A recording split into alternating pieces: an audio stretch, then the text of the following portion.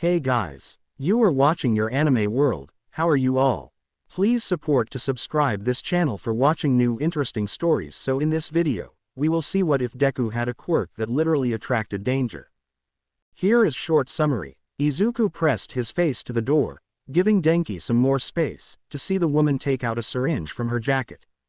He muffled a gasp and took out his phone. What? Denki asked quietly. What's she doing? 1 second. Izuku shushed him. Izuku leaned back against Denki and pressed his camera to the peephole, allowing both of them to watch their teacher grow in size. She had a minor strength augmentation quirk that allowed her to lift anything lighter than her with ease. Now, she was a hulking mass of muscle. Oh, wow, Denki breathed. Haven't seen a drug user in a while. But before we start, if you want more stuff like this, then be sure to subscribe and like this video. And if possible, share this video with your friends. Now let's start the story. My apologies, Ms. Midoriya. Izuku looked up, grabbing Mama's sleeve when her breath hitched. She sounded a little scared. We couldn't determine what your son's quirk could be. Mama relaxed, so whatever that meant must be good.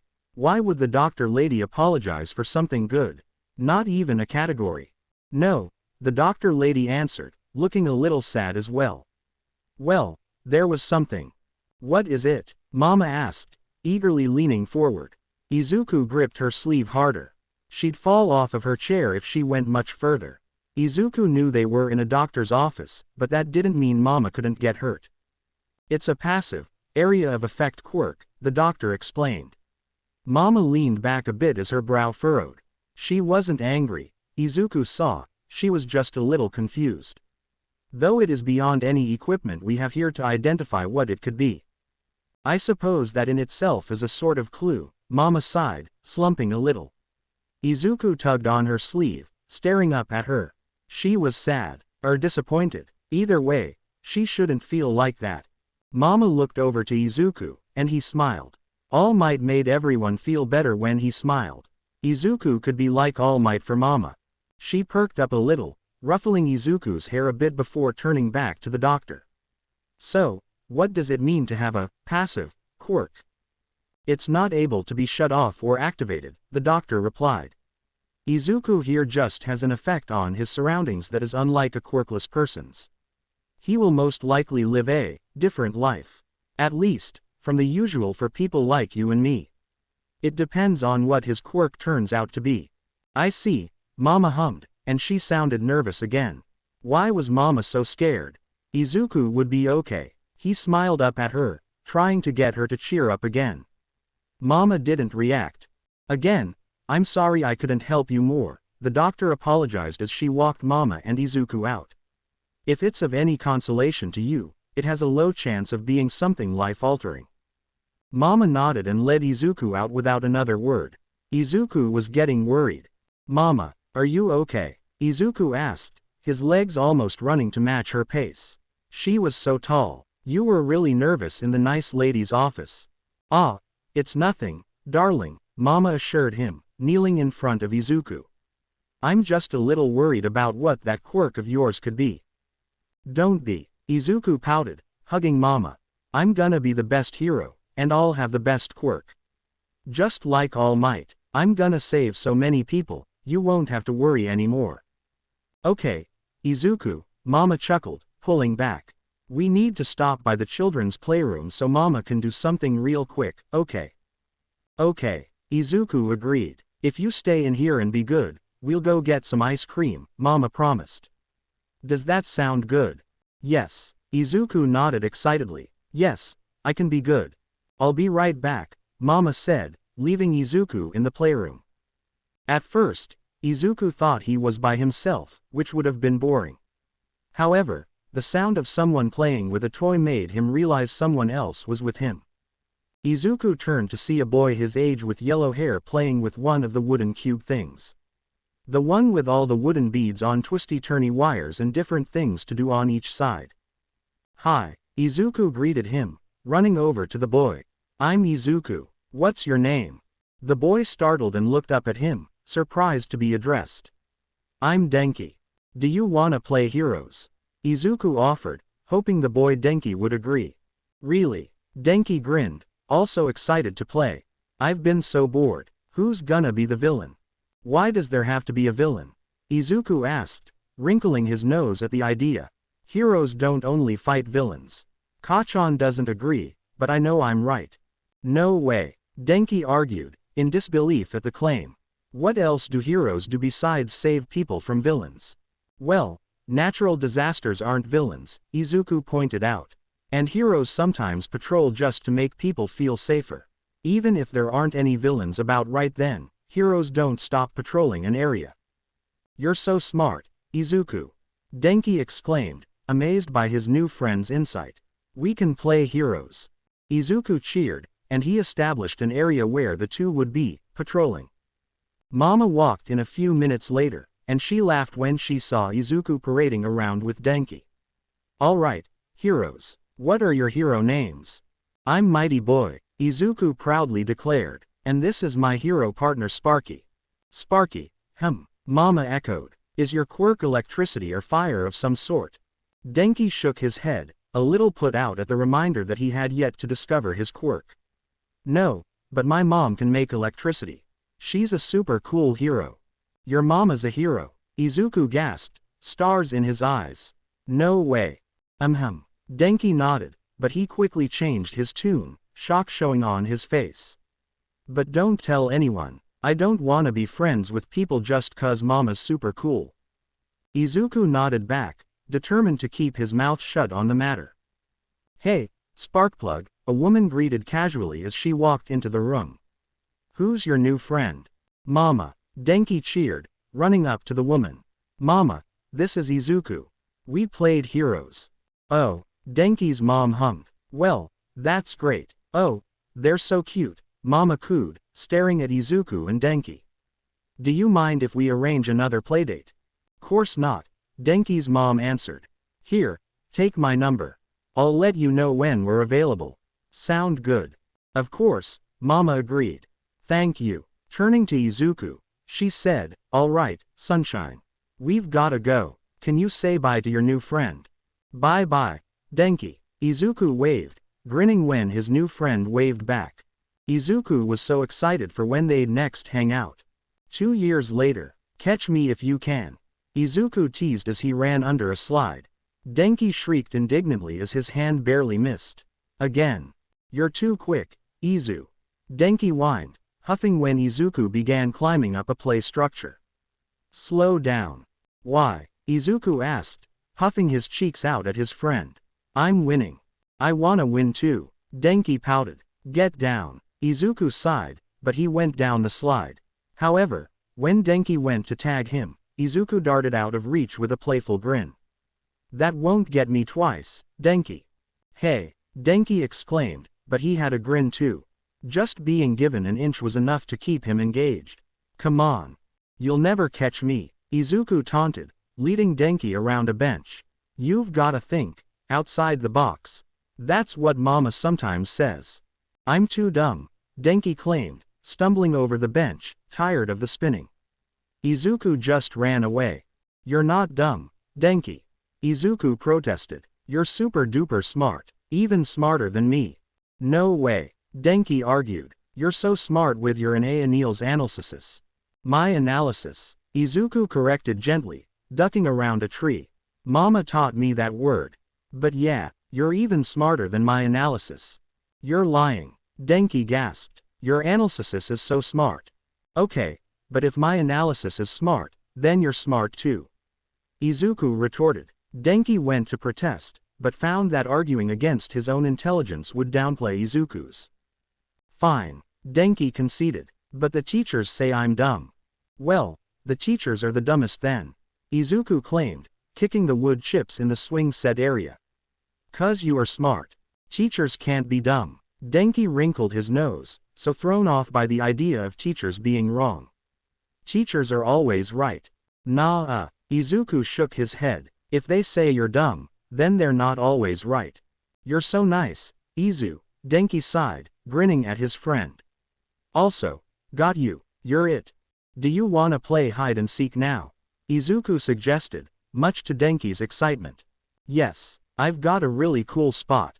Denki agreed. Said really cool spot was under a bench not far from where Izuku started seeking. It's my turn to hide, Izuku informed his friend, much to his frustration. Count to 30. Denki turned to face one of the poles holding up the monkey bars and complied. 1, 2, 3. Izuku raced off, making a beeline for the trees around the park. There wasn't a limit as to how far you could go, so long as you didn't leave the immediate area. However, Denki often forgot that Izuku liked to hide behind or in trees and bushes. He blended in too because of his hair. When Izuku found a bush not far from the edge of the park, he grinned.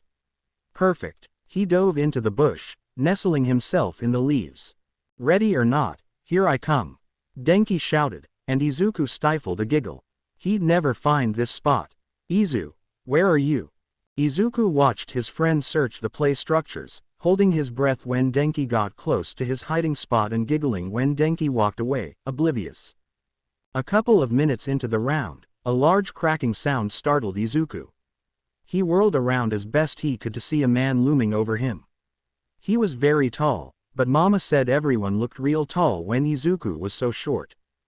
Calm down, kid, the man chuckled, but Izuku didn't feel calm. I'm not gonna hurt you. Izuku slowly pulled himself out of the bush, backing away from the man. He felt like his skin was covered in ants and his blood had been replaced with the coffee Mama drank every morning. All he could think of was that he wanted to be away from this man. The man stepped forward, uncaring of Izuku's obvious fear. Izuku took another step back, feeling his heel hit the edge of the playground line. Wh or Ryu? Izuku whimpered, shrinking away from him. I'm no one important, the man replied unhelpfully. Suddenly, a smile appeared on his face, but his eyes were still held the same intimidating coldness. They were cold like the criminals' eyes on the scary crime shows Mama liked to watch when she thought Izuku was sleeping. You seem like a nice kid. I've got a few sweets back in my car that I'll never eat. What do you say we go get some? Izuku shook his head wildly. He didn't want to follow this man anywhere. He wanted Denki to find him. At the same time, he didn't want Denki anywhere near the cold man. Even so, Izuku would feel safe with his friend, even if he was still waiting for his quirk. Really? The man asked with surprise, as if it was shocking that Izuku wouldn't follow him to his car. Dang, you brats are paranoid these days. It's just a little hard candy. The scary man's tone would have had Izuku doubting himself at any other time, but not right now. Izuku's mind was screaming at him to run, to go get help, to find Denki, anything. The growing anger on the man's face was also intimidating, and it made Izuku nearly bolt on the spot. Wait, maybe Izuku should do that. With no warning, Izuku turned tail and sprinted, his mouth open to cry for help, but a hand around his upper arm choked off his scream. He coughed, startled by the sudden change in direction. Where do you think you're going, huh? The man sneered, changing his grip to Izuku's wrist. Izuku turned, his breath speeding up. Why had he waited so long to run? Why couldn't he be faster? You must be real stupid to think you can run. Izuku shook his head, tears welling in his eyes as he gasped for air. He couldn't breathe. His chest felt like someone was sitting on it, and he couldn't breathe. Izuku burst into sobbing coughs when the man punched him, trying to force him to quiet down. Let me go, Izuku cried, tears choking his voice up. His face hurt and he just really wanted Mama. Let me go, please, mister. I wanna go home. Let me go. Shut up, brat, the man shouted, his hand lashing out and latching around Izuku's mouth, muffling any more cries and worsening the pain in his cheek. He curled his lip in disgust as salty tears trickled down his hand. You really couldn't keep your trap shut, huh? Izu, Denki called, his voice trembling slightly. Izu, are you okay? I heard you crying. Where are you? Izuku couldn't see his friend because his back was turned, but he felt his breathing pick up even more. No, not Denki. Please, don't hurt Denki. The man seemed to pick up on Izuku's fear, as a slow grin formed on his face. Should have come with me nicely when you had the chance, The hand over his mouth was removed, and Izuku was lifted by his wrist, leaving him totally and completely helpless. Not that he wasn't before. Izuku couldn't help the desperate scream building in his throat. He didn't want Denki here. He didn't want his friend to be hurt. But Izuku was just so scared, and he didn't want to be alone. A wail erupted from him, its volume even startling himself. "Let me go, Mister, please, don't hurt me, I wanna go home, don't hurt me, Mister. Izuku kicked his feet desperately, pushing at the hand holding him up by his wrist. He could hear Denki running towards them, but he couldn't see past his tears. What? Don't hurt me, Izuku screamed, thrashing harder.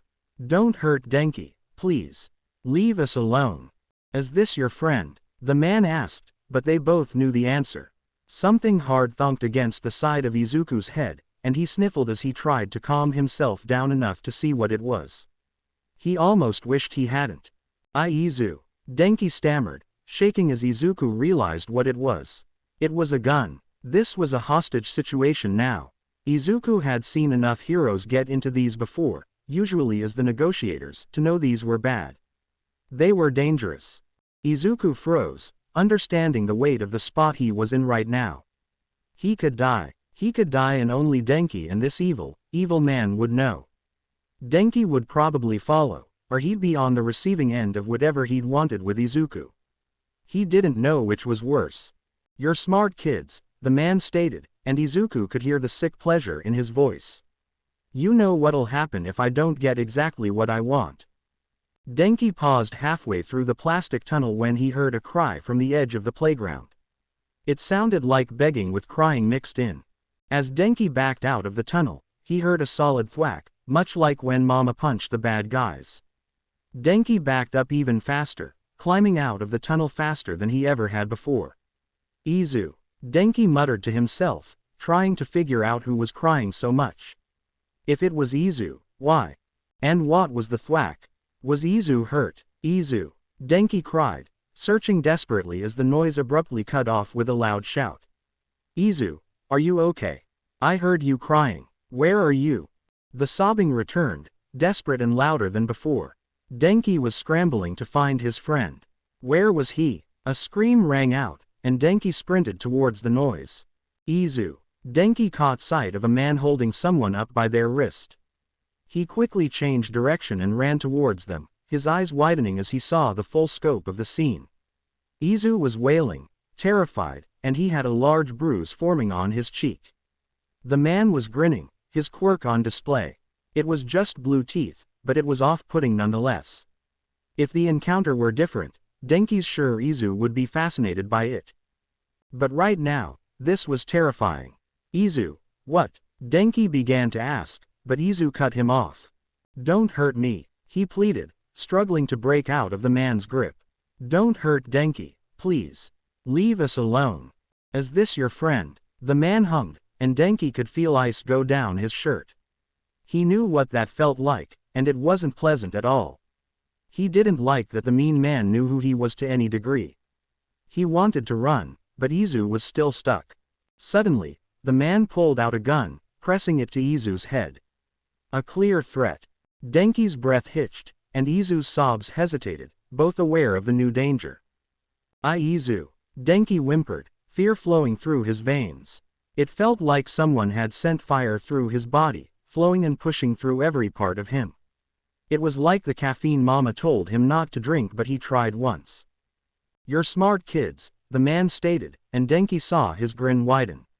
He felt sick. "You know what'll happen if I don't get exactly what I want." Izu let out a soft whine, more tears rolling down his cheeks as he sniffled. He was obviously trying not to make too much noise, but it wasn't enough. "Shut up, brat," the man demanded, pressing the gun into Izuku's head harder. Denki tensed, the energy seeming to increase in speed and power as it coursed through him. "If I hear another noise come out of that little trap of yours, I'll blow your brains out and do the same to your playmate, got it?" Izu nodded, covering his mouth with his other hand. Denki felt like he was going to explode from the something ripping through his body. He was terrified. Was it fear? It didn't matter, really. Now, Both of you will come with me silently, the man stated, his voice lowering dangerously. I'm sure you've already figured out what'll happen if you don't.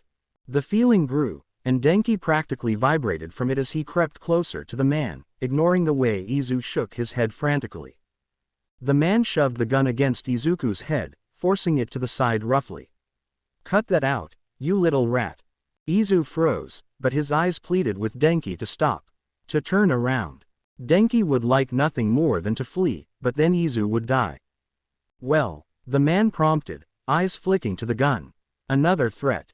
Denki closed the distance, and he flinched when the man lowered the gun, putting it back under his waistband. He gestured for Denki's hand, and Denki reluctantly complied, eyes widening when he saw a spark from his arm. The moment they made contact, Denki's world lit up, a loud zapping sound filled the park. Someone was screaming. Everyone was screaming. Denki couldn't see anything anymore.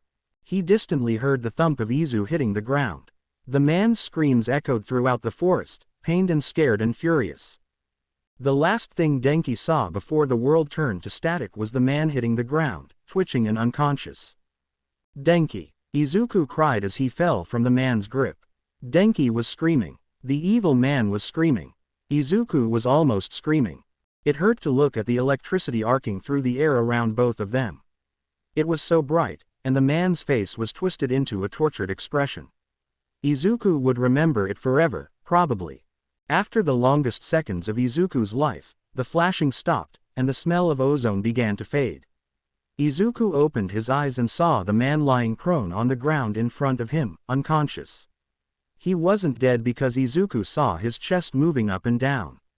His mouth was open, drooling pure white saliva, and Izuku couldn't help but notice that his teeth were blue. Must be his quirk, not that it matters. Denki was swaying, a blank, blissful look on his face. Denki! Izuku called, walking towards his friend hesitantly. He reached out to grab his friend's wrist, but reeled back a little when he got a static shock from it. He tried again, ignoring the sting this time. Are you okay? Oui. Denki responded, his free hand held in front of him with a thumbs up. Izuku frowned, not believing this odd, delirious version of his friend for a second. Can you follow me? Denki didn't resist, stumbling after Izuku as they made their way to a nearby store. When Izuku walked in, the lady at the till sent a concerned look at the two of them. Izuku dragged Denki along until they were in front of the counter. He got up on his tippy toes, his nose barely reaching over the counter. Can I borrow a phone, please, miss? The woman blinked, off-put by Izuku's politeness. Or maybe just the weirdness of this situation. That was probably it. Sure. Thank you. Izuku nodded, smiling at her gratefully.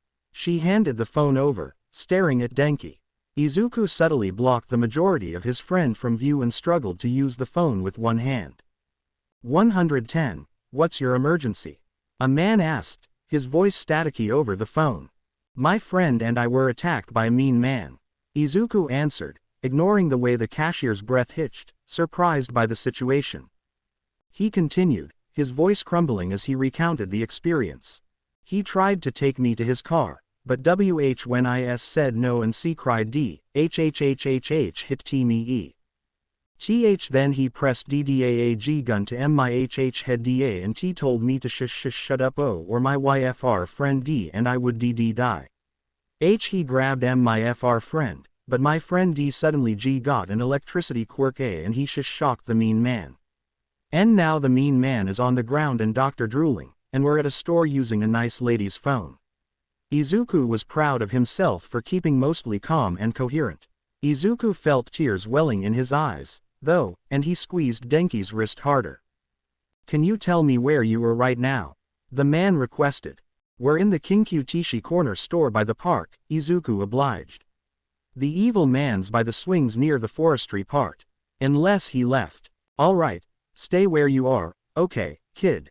The man said, his voice low and calming now. Don't hang up on me. Can you put the nice lady on the line? Izuku nodded, forgetting the man couldn't see him, and handed the phone over to the now pale lady. He tuned out the rest of the conversation, shifting his grip down to Denki's hand.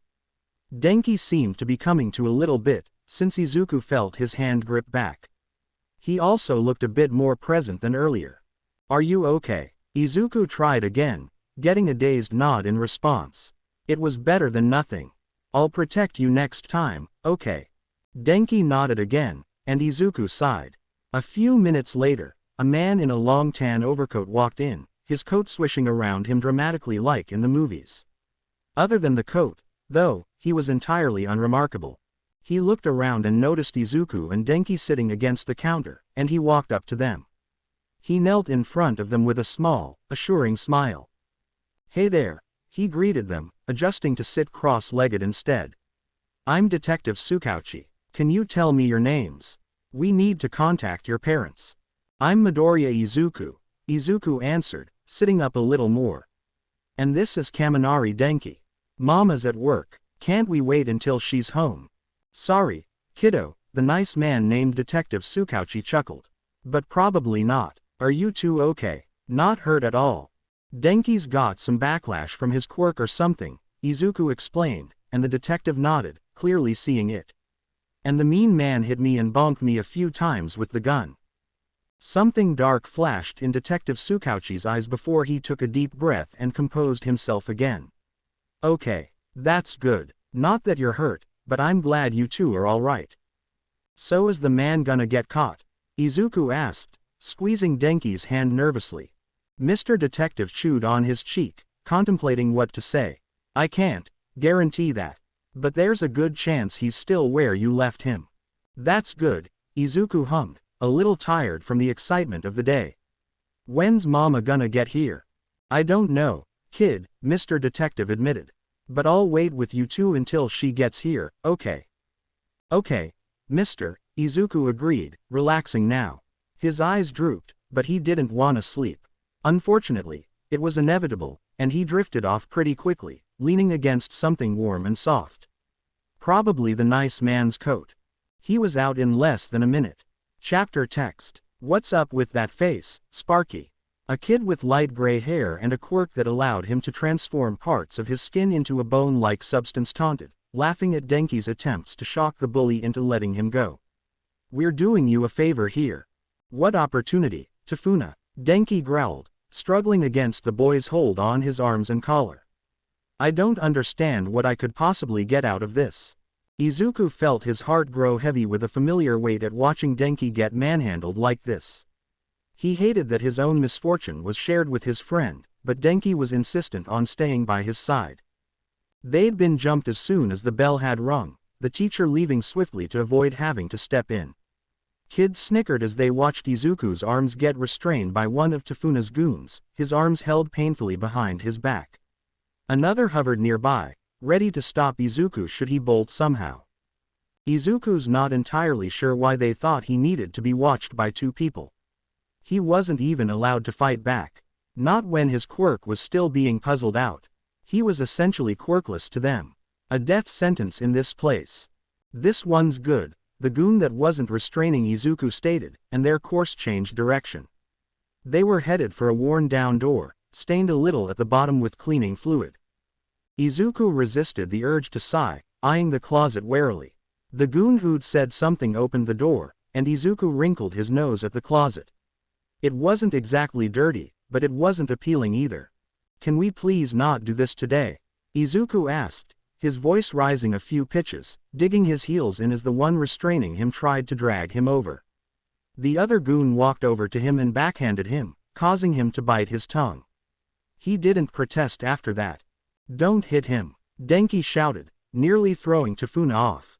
He was sparking dangerously now, and if it weren't for Tafuna's quirk, he'd have been shocked by now. Back off. Oh, shut up, lightning dolt. Tafuna growled, jerking Denki to the side to jar him. Get the quirkless wonder over here. Izuku bit back a correction that he wasn't quirkless and let up on his struggle, recognizing that it'd only get him in more trouble at this point. He let himself be shoved into the old closet, and he braced for Denki when he was pushed in too. The room went dark, the only light coming in through a small hole in the door and under it. Denki backed up against the door and tried the handle. Locked. They hadn't forgotten this time. You better hope the janitor does his job today. Tafuna laughed, finding his own joke very amusing. Izuku didn't know how. This was the 12th time they'd been shoved in the closet this month. It was the same each time. You'd think it'd get at least a little repetitive. It is Friday, after all. Izuku huffed as Denki lit up his quirk, illuminating the closet. He was far enough that it only made Izuku's hair stand on end, though that would change in a second. I can't wait for high school, Denki declared, his face shrouded in shadows. He looked even more upset by the situation because of it. Ua would never accept jerks like them. Or any hero school for that matter. Well, someone's confident, Izuku teased, grinning a little. How do you know we'll get into Ua? It's got such a low acceptance rate. We've been training for so long, Izu. Denki retorted, looking confident. There's no way we don't get in. Your smarts and my quirk will carry us the whole way. Still, Izuku hummed, trying not to let his hope rise. Denki was inspiring and all, but they needed to think realistically about it. Dozens of other examinees will have trained harder and longer than them. There's no guarantee on anything. I can feel it, Denki claimed, prompting a snort from Izuku. What? You only have one quirk, Denks, Izuku pointed out. People don't get more than one. Maybe, Denki shrugged, but what if I'm just special like that? Okay, Izuku conceded, giving into his friend's banter. I guess if all-seeing Denki says so, we're getting into UA. A comfortable silence settled over them, and they both just stood in silence for a second. After a bit, Denki asked, so how's your quirk getting us out this time? We don't actually know if it's my quirk, Denki, Izuku pointed out, but he didn't put any fight in when Denki plowed over it. A major villain attack, an earthquake, Denki suggested, contemplating all of the ridiculous things that could free them. Maybe the janitor's actually here today. Wait, no, that's too tame. Izuku barked out a surprised laugh, covering his mouth sheepishly right after. Denki grinned proudly, like he'd won some sort of prize. You didn't have to call me out like that. I would argue that it was completely necessary, Denki retorted with a grin.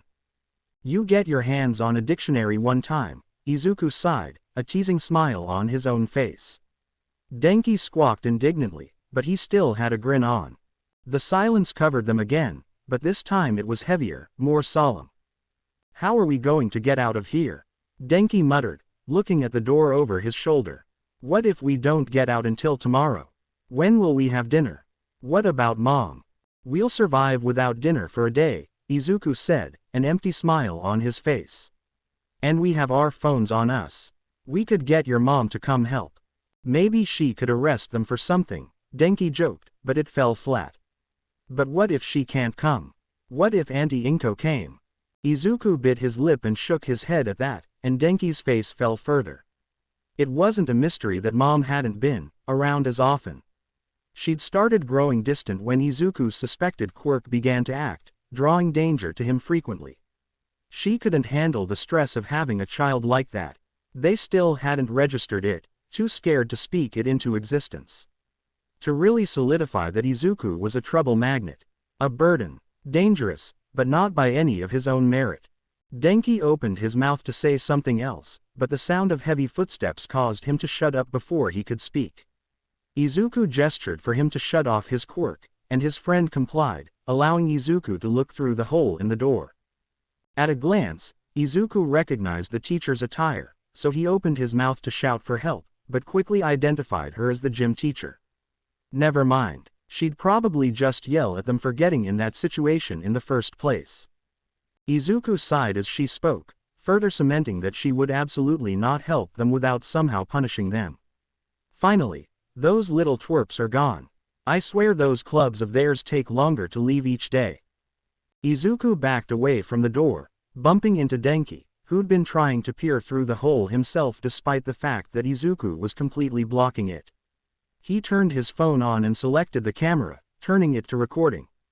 He didn't start a video, but he was prepared to whenever. Besides, now Denki could see as well. As that, Denki began to whisper, but Izuku shushed him and nodded. 2 months earlier. All right, worms, a harsh voice called out, followed by a stout, angry-looking woman walking into the gym. She looked over the clump of students and sneered, seeming to dislike what she found. Listen up. The murmuring stopped, unsure what would happen if they were to continue talking. I'm your new gym teacher. I'm replacing that geezer from before, the woman explained, scoffing at the end. Can't believe he got caught stealing. The old man must have been senile. The woman's brows furrowed, and she focused back on the students. I heard he was caught by the quirkless whelp of this class. Go on, Midoriya, someone laughed, and Izuku was shoved in front. Own up to it, you're the crime stopper here after all. Ooh, my hero, another taunted him, and Izuku bit his cheek indignantly. Izuku scuffed his shoe against the floor, mustering up the courage to correct her, and not quirkless, ma'am. Not quirkless, the teacher echoed, suspicion laced into her tone. Well, you must be some kind of stupid, then. How haven't you found your quirk out yet? Might as well be quirkless with as much good it as you. Izuku felt his face flush with embarrassment as the class laughed at him, mocking his quirk and whatever it might be. Talking back, now, the teacher sneered, rolling her eyes. 2 laps, and none of that jogging nonsense, you hear. Izuku sighed and took off, ignoring the raucous laughter behind him. He had a feeling this wasn't going to be a fun class for him anymore. I really don't like the new PE teacher, Izuku admitted, swinging his feet from his position in a tree. He was sitting on a relatively high branch, Denki sitting at the base of the tree looking up. I don't want to have to deal with this for a year. Denki hummed sympathetically, saying, hey, who knows? You might bust her for some crimes soon. As if I'd be so fortunate, Izuku snickered, a wry smile on his face. They'd probably just get someone even worse. Hey, it's worth a shot. I mean, Denki glanced to the side, a grin forming on his face. She's got a minor strength augmentation quirk and a garbage heap for a personality. There's no way she's not doing something illegal. Denki, Izuku squeaked, almost falling backward off the branch he was on. You can't say stuff like that. Hey, it's the truth. Denki shrugged, his grin growing. You can't blame me for pointing out the obvious. Present, what is she doing? Denki hissed under his breath, watching her pull something out of her jacket. Wait. Izuku pouted when he heard the stifled laughter from his friend. And no way. Are we actually going to bust her for a crime? Izuku stayed silent and watched as she held whatever it was she pulled out so they could see it. It was a needle. It wasn't transparent, so Izuku couldn't see what was inside of it, but when she stuck it into her arm, he got a pretty good idea. Izuku reeled back as the woman grew in size, her muscles bulging and a feral grin overtaking her face. Her tongue poked out a little, exposing the black color that took over it. Another drug user, Denki muttered, prompting a snort from Izuku. Haven't seen one of those in a few weeks. That shouldn't be something you say before we're heroes, Denks, Izuku giggled, trying to muffle his amusement. Fortunately, the woman was out of it, receding into her own mind to enjoy the feeling of power, so she didn't hear Izuku. But, yeah, it's been a minute. So, when are you going to actually register your quirk? Denki asked, a little smirk on his face. Because there's no way the whole danger magnet thing isn't it. Izuku's face fell a bit, and he went back to looking at his phone. Soon. Probably. Before the end of this school year. What will you name it? Denki wondered aloud, his mind likely racing with ideas. I mean, danger magnet is pretty boring, and it doesn't really go over your whole quirk. I might name it Hero's Luck, Izuku replied, half watching the woman pick up lockers and other such objects, throwing them to further explore her new strength. Since it puts me in the path or vicinity of villains pretty often, but I never get hurt. And that protection eventually spread to cover you as well, so it's not just a shield for me. That's pretty good, Denki praised. It's flexible and it makes sense. Izuku began, but he was cut off by a loud crash. He turned back to the screen, gaping as he watched the woman shake her hand out. She'd punched a hole in the wall. Bricks flew, one of them smashing through the door right above Izuku's head. It got stuck there, dangling dangerously above him. Another collided with the door, smashing the lock and freeing them. Izuku scrambled to grab the handle before the door could swing open. She jumped out of the building, tearing up anything in her path. Izuku sighed, relieved that it was over. He ended the recording and reached up to push the other brick out the other side. That way, when Izuku opened the door, it wouldn't fall on his head. Izuku pushed the door open with some effort, shoving the debris with it. He sighed, looking at the destruction left in their teacher's wake. "Your quirk's going to get us killed one day," Denki huffed, a trace of amusement in his voice. "We're not going to live to see Ua at this rate." "We didn't get hurt," Izuku pointed out, still staring at the wreckage. "And we got out of the closet. We also don't have to deal with her anymore," Denki agreed. "She's definitely getting arrested." Izuku nodded, pulling up the detective's number. He dialed the number and put the phone on speaker, sharing an exasperated grin with Denki. "Izuku," the detective greeted, a sigh coming from someone else on the other side. "What happened this time?" "How do you know anything happened, detective?" Denki piped up. "Well, now I know something happened," Tsukauchi replied. "Where are you, and what's the situation?" "Just watched someone use trigger," Izuku answered, resisting the urge to let out a sigh himself. "We got a recording of it. It's our gym teacher." On a side note, look out for an abnormally muscular woman tearing up everything in her path. "Noted," Tsukauchi said, exasperation leaking into his voice. "I'm sending Sansa to get you too. You're at your school, right?" "Yep," Denki confirmed, an excited grin on his face. Sansa was his favorite officer. Izuku wasn't sure why, but it was whatever. Izuku didn't have a favorite, personally. "Right, stay out of trouble and don't move," Tsukauchi ordered. "And Izuku?" "Yeah," Izuku hummed. "We're resetting the counter," Tsukauchi informed him. He then hung up, causing Izuku to whine, resting his forehead on Denki's shoulder. Denki snorted, patting Izuku's back. There's always the next couple of weeks. I was so close to 5, Izuku groaned, causing Denki to laugh. Well, at least they wouldn't have an awful gym teacher anymore. 1 week later. "Why are we even here?" Denki asked, looking over the scene. Izuku grinned as he pulled his friend through the crowd, eager to watch this fight. "There are 3 heroes here," Izuku exclaimed as if that was a good explanation.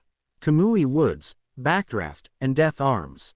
You see heroes practically on a daily basis," Denki pointed out blandly. "That quirk of yours keeps getting you into situations involving them." "Well," Izuku went to defend himself, but he was cut off by Kamui Woods monologuing. "Illegal quirk use, theft, and assault. Truly, you are the epitome of evil," he declared boldly, shunning the villain for his crimes. Izuku resisted bursting into giggles, thinking of all of the crimes he'd been exposed to that were so much worse than this villain's. Daylight heroes exaggerated stuff by a lot. "Really?" Denki huffed, staring at the wooden hero with an unimpressed expression. "Epitome of evil." "Shish." Izuku shushed him, a giggle escaping as he spoke. "Be respectful." "You can't talk." "Giggles," Denki retorted with a grin. "We see worse than this guy almost every day." Izuku composed himself after a couple of seconds, and he tuned back into the fight just in time to watch Kamui Woods perform his special move. Or, well, he tried to anyway. "Canyon Cannon." A loud, feminine voice interrupted, followed by a large woman with purple horns on her head kicking the villain off of the station. Izuku gaped at the new hero, Mt. Lady, if he remembered correctly from the news a couple of years ago. She was pretty popular during her time at UA as well. "Did you just drag me to a debut?" Denki exclaimed, grabbing Izuku's forearm incredulously. Izuku looked up at him with a sheepish grin, only causing Denki to freak out more. "Dude. Yeah, I know," Izuku sighed, working his way out of the crowd. He'd brought his notebook with him, but they'd be late for class if they stayed any longer. "Come on, Denks." "What? Where are we going?" Denki asked, confused. "School," Izuku replied, staring at Denki confusedly. "Where else?" "I thought you'd want to nerd out before we left, though," Denki brought up, following Izuku. "Yeah, but I don't want to be late to school again," Izuku shrugged, causing Denki to speed up. "Wait, what? How?" Denki blurted out. Yeah, we have, like, 20 minutes to get to the train before it leaves without us, Izuku informed his friend. It's a half-an-hour walk, Denki stated, and Izuku just grinned sheepishly again. Izuku took off running, slow enough that Denki could keep pace. While Denki was also a good runner, Izuku had more experience. Despite his friend's best efforts, he wasn't there every time Izuku's quirk went off. He was only there for about 3/4 of it. Still, they made it to the station on time, if just barely. Before we start class today, I have an important announcement to make, Hubby-sensei sighed, looking very inconvenienced by her job. Last week, our gym teacher was caught injecting herself with trigger. Izuku and Denki were the only two in the room, barring Hubby-sensei who was announcing it, who didn't have some form of shock on their face. She was arrested and sentenced to a few years in prison for the destruction she caused. For the foreseeable future, your gym period will be spent as a study hall. Regardless, she shrugged, clumsily transitioning to the next topic. Time goes on. You're all in your 3rd year, so you need to start thinking about high schools and your careers. Hubby-sensei held up a stack of paper in her hand, waving them idly as she talked. There's hardly a point in filling these out. You all want to be heroes, don't you? As the class cheered and displayed their quirks, Izuku buried his head in his arms, trying to block out the noise of his classmates. They were very loud. Settle down, she droned, waiting until everyone was silent to continue. I know some of you who want to be heroes are little daydreamers, so I'm asking everyone to put down a second career and plan for the future as well. Just make sure you've got a few backup plans when you find your dreams aren't realistic. Izuku lowered his gaze to his desk, knowing she was talking about him. Everyone knew that Sensei was talking about him. She couldn't say it outright, but it was honestly more embarrassing when she didn't call him out. For example, Hubby-sensei continued, making Izuku flinch and hunch over. Midoriya here wants to attend UA. That can be his primary career choice, but the secondary will save him when he inevitably falls short. Hubby-sensei chuckled as the class burst into raucous laughter again. After all, without a quirk, he won't be able to do much of anything. Izuku chewed on the inside of his cheek, a hand on Denki's forearm to remind him to not say or do anything rash, ignoring the increasingly powerful static shocks from the contact. He was glad his friend cared so much about him. Even if I was quirkless, which I'm not, I'd still have a chance, Izuku defended himself, looking up at Hubby-sensei, who looked irritated and pitying. They took away the rule that says you need a quirk a couple of years ago. So, what? One of the kids to Izuku's left sneered. You're going to try, is that it? All that you can do? UA needs more than trying, idiot. Quirkless wonder. Get your head out of the clouds. As if someone like you could be a hero. Izuku shrunk into himself again, his grip on Denki's arm slipping down to his hand for comfort. Denki stopped discharging electricity and obliged, but he had a mix of rage and sadness. Even after 6 years of this nonsense, it still upset him. Izuku understood. He was upset too. Izuku sighed, resigned, as he picked up his items that were scattered across the hall. Some jerk with a propulsion quirk had secretly unzipped his backpack and launched his things everywhere. It was a cool quirk, though. Hey, loser, an irritating voice interrupted his frustrated train of thought. Izuku looked up to see a trio of boys standing in front of him. The one at the head of the trio kicked his notebook aside as he stomped up to Izuku. Yes, Izuku answered, trying to inject a patience he didn't feel into his tone. He was already having a pretty bad day, and he really didn't need this right now. Tafuna-kun sent us to give you a message, freak, the second boy to the first's left replied, grinning cruelly. He had a crumpled up piece of paper in his hand. He said you were getting too big for your dorky red shoes. Izuku huffed and stood up, deciding not to take this on his knees. Is that it? Someone's snappy, the third boy muttered, frowning. Hey, quirkless wonder, don't start spouting stuff you'll regret. Stay in line, Izuku subtly sighed through his nose and nodded as meekly as he could. That's what they wanted, and Izuku didn't want trouble. Better, the first boy remarked.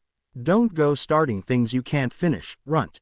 Izuku nodded again, but he remained silent. I heard you're shooting for Ua, the third boy sneered. As if someone as useless as you could get in. Izuku frowned, but he didn't say anything. Idiot, the second chuckled, tossing the paper ball into the air and catching it.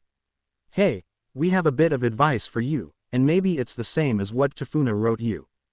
Izuku frowned deeper, but he remained silent, still. Yeah, here's our little gift for a runt like you, the third boy mocked. Maybe even a freak like you will be able to carry it out. If you really want to get in Ua so bad, the first boy started, pray for a quirk in your next life. Izuku beeped in a sharp breath. There were no limits for these guys. And take a swan dive off the roof of the building. He finished proudly. Izuku felt his knees go weak. He knew it was coming, but wow. It was so different to hear it than to just know of it. He collapsed to his knees again, wringing his hands together anxiously. His eyes stared into nothing as he tried to understand the gravity of what he'd just been told. Dimwit, the third boy sneered as he walked past. The first boy kicked him as he followed the other boy away. Crybaby, the second boy mocked, chucking the paper at his head. It hit Izuku's temple, but he didn't register a thing. Izuku blinked at the second boy's insult and looked down at his hands. He saw wet spots on them, and he touched his cheeks curiously. Oh. He was crying. Izuku hadn't cried in a while. Izuku shook his head and got up before spotting the mess he still needed to clean. There weren't many left, but his books were scattered everywhere from the boys kicking them around. Izuku sluggishly picked up his things and shoved them into his bag. He slipped it on and headed outside. Denki was waiting after all. Hey, Izu. Denki's voice shocked him out of his stupor. He turned to face his friend, who had been running toward him before he noticed the tears streaming down Izuku's face. Whoa, hey, what's wrong? Izuku ran right into Denki and hugged him tightly. He needed a little comfort right now. Izu, hey, calm down, Denki soothed, hugging him back. What happened? What's wrong? Izuku shook his head and hugged him tighter. We can go sit on the fountain if you want, Denki suggested. Izuku nodded and pried himself away from his friend. It was harder than it should have been. Izuku allowed Denki to lead him to the fountain and the pair sat on its edge. Izuku leaned against his friend and tried to compose himself, but the silent tears still poured out. What happened in there, Izu? Denki asked again. Izuku took Tafuna's note out. He took a deep breath and spilled the hallway incident to his friend. He barely noticed the deepening frown on his friend's face and the way his hands sparked angrily. They what? He growled when Izuku had finished. Izuku had stopped crying, though, so that was a plus. Someone's going to learn what a taser feels like. Literally, Izuku huffed amusedly. Denki paused in his threats and also chuckled. Yeah, Denki agreed. Hey, is that Tafuna's message? Yeah, Izuku affirmed. I haven't opened it yet. Just throw it away, man, Denki told him. It's not worth it. Izuku wanted to agree. He really did, but his curiosity got the best of him, and his hands worked on their own to smooth out the paper. Denki sighed but leaned over to read the note. I heard from a little birdie that you're planning to go to Ua, runt. Don't even try it. You'd die in the exam, and, even if you did pass by some miracle, you'd never make it through the first day. If I see you there, you're toast. Got it? Stop wasting everyone's precious time and air and just die already. Izuku finished the note first, but the words didn't affect him as deeply as the first time. He still teared up, but he had gotten over the shock of it by now. His therapist would have a field day soon, though. Denki suddenly snatched the paper and dunked it in the fountain water angrily. Izuku stiffened, not expecting the sudden movement. Denki then discharged a bunch of electricity into the water, further ruining the note. He tore it out of the water, singed and dripping wet, and ripped it in half before tossing it in a trash can by the fountain. Izuku watched with wide eyes as Denki calmly walked back to him as if he hadn't just destroyed Tafuna's note. What? Denki asked, tilting his head curiously. Izuku huffed disbelievingly and shook his head. I didn't expect you to do that. Denki narrowed his eyes angrily before sighing. Tafuna and those guys have gone too far. The school went too far the moment it started tearing you apart, but that takes the cake. Izuku paused, but he nodded in agreement. Yeah. We're going to the arcade, Denki declared, pulling Izuku up from the fountain. There's no way I'm letting you just go home after that. Maybe we can even have a sleepover after. Izuku smiled weakly and nodded. Yeah, he sent a text to his mom, letting her know of the changes in routine before following Denki. Izuku couldn't bring himself to be surprised when his phone never buzzed with a reply. Chapter text. Izuku winced as they walked into the arcade, the lights and noise merging and pressing on his senses. He kind of wanted to go home and just chill with Denki. Still, it would be fun. Besides, he always felt like this before he got into the swing of things. How many points do you want on your card, Izu? Denki asked, bumping him with his shoulder to make sure he was paying attention. Izuku looked at the offers on the little price sheet on the desk and hummed. I'll take 25. Really? Denki exclaimed. That's not a lot. Yeah, I'm not feeling like a player if you get what I mean, Izuku explained, handing over the yen needed. I'll have more fun if I watch you for the most part. Denki shrugged, accepting the answer. Izuku sometimes did this, where he preferred to watch people rather than play. It was a game of his to silently bet who'd win on the multiplayer games while they played. Cards, the attendant droned as he handed them the bright purple and yellow cards. Thank you, sir, Izuku nodded as he was dragged to the snack bar part of the arcade. What do you want, Izu? Denki asked, nudging him to get him to focus again. Goodness, you're scatterbrained this evening. Not that I can blame you. Izuku hummed and looked up at the menu. I'll just take a melon soda, please. I'll have an orange soda, then, Denki shrugged. When Izuku gave him a look, he explained, just not feeling hungry. Fair. They were back near the front, so Izuku managed to catch a glimpse of green through the glass doors. Now, that in itself wouldn't have been concerning, but it wasn't the pretty grass shade of green, it was darker and uglier. It was also liquid. A fearful shout from just outside had Izuku's feet running before he could really register what he was doing. He threw the doors open, and froze at the scene. Just to the left of the arcade, a slime thing villain had taken a tall, violet-haired boy who was choking on the thing's body. No, it was actively pouring itself into any breathing areas and suffocating him. Izuku felt his hand tense around the soda cup in his hand, and his eyes flashed to the villain's. The only parts of the villain's body that weren't liquid were his eyes and teeth. Izuku could take advantage of that. He had far too much experience improvising against villains to take more than a second to identify this guy's weaknesses. Let him go, Izuku cried, darting forward with his arm reeled back. He ignored the feeling of sticky soda spilling down his fingers. It was about to get a lot worse for the villain. What? Wait your turn, kid. The sludge spat. I could always use a backup disguise. Disgusting. That's what the villain wanted with the victim.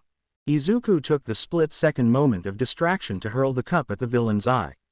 It broke on impact, splattering melon soda all over the sludge, but most importantly, in his eye.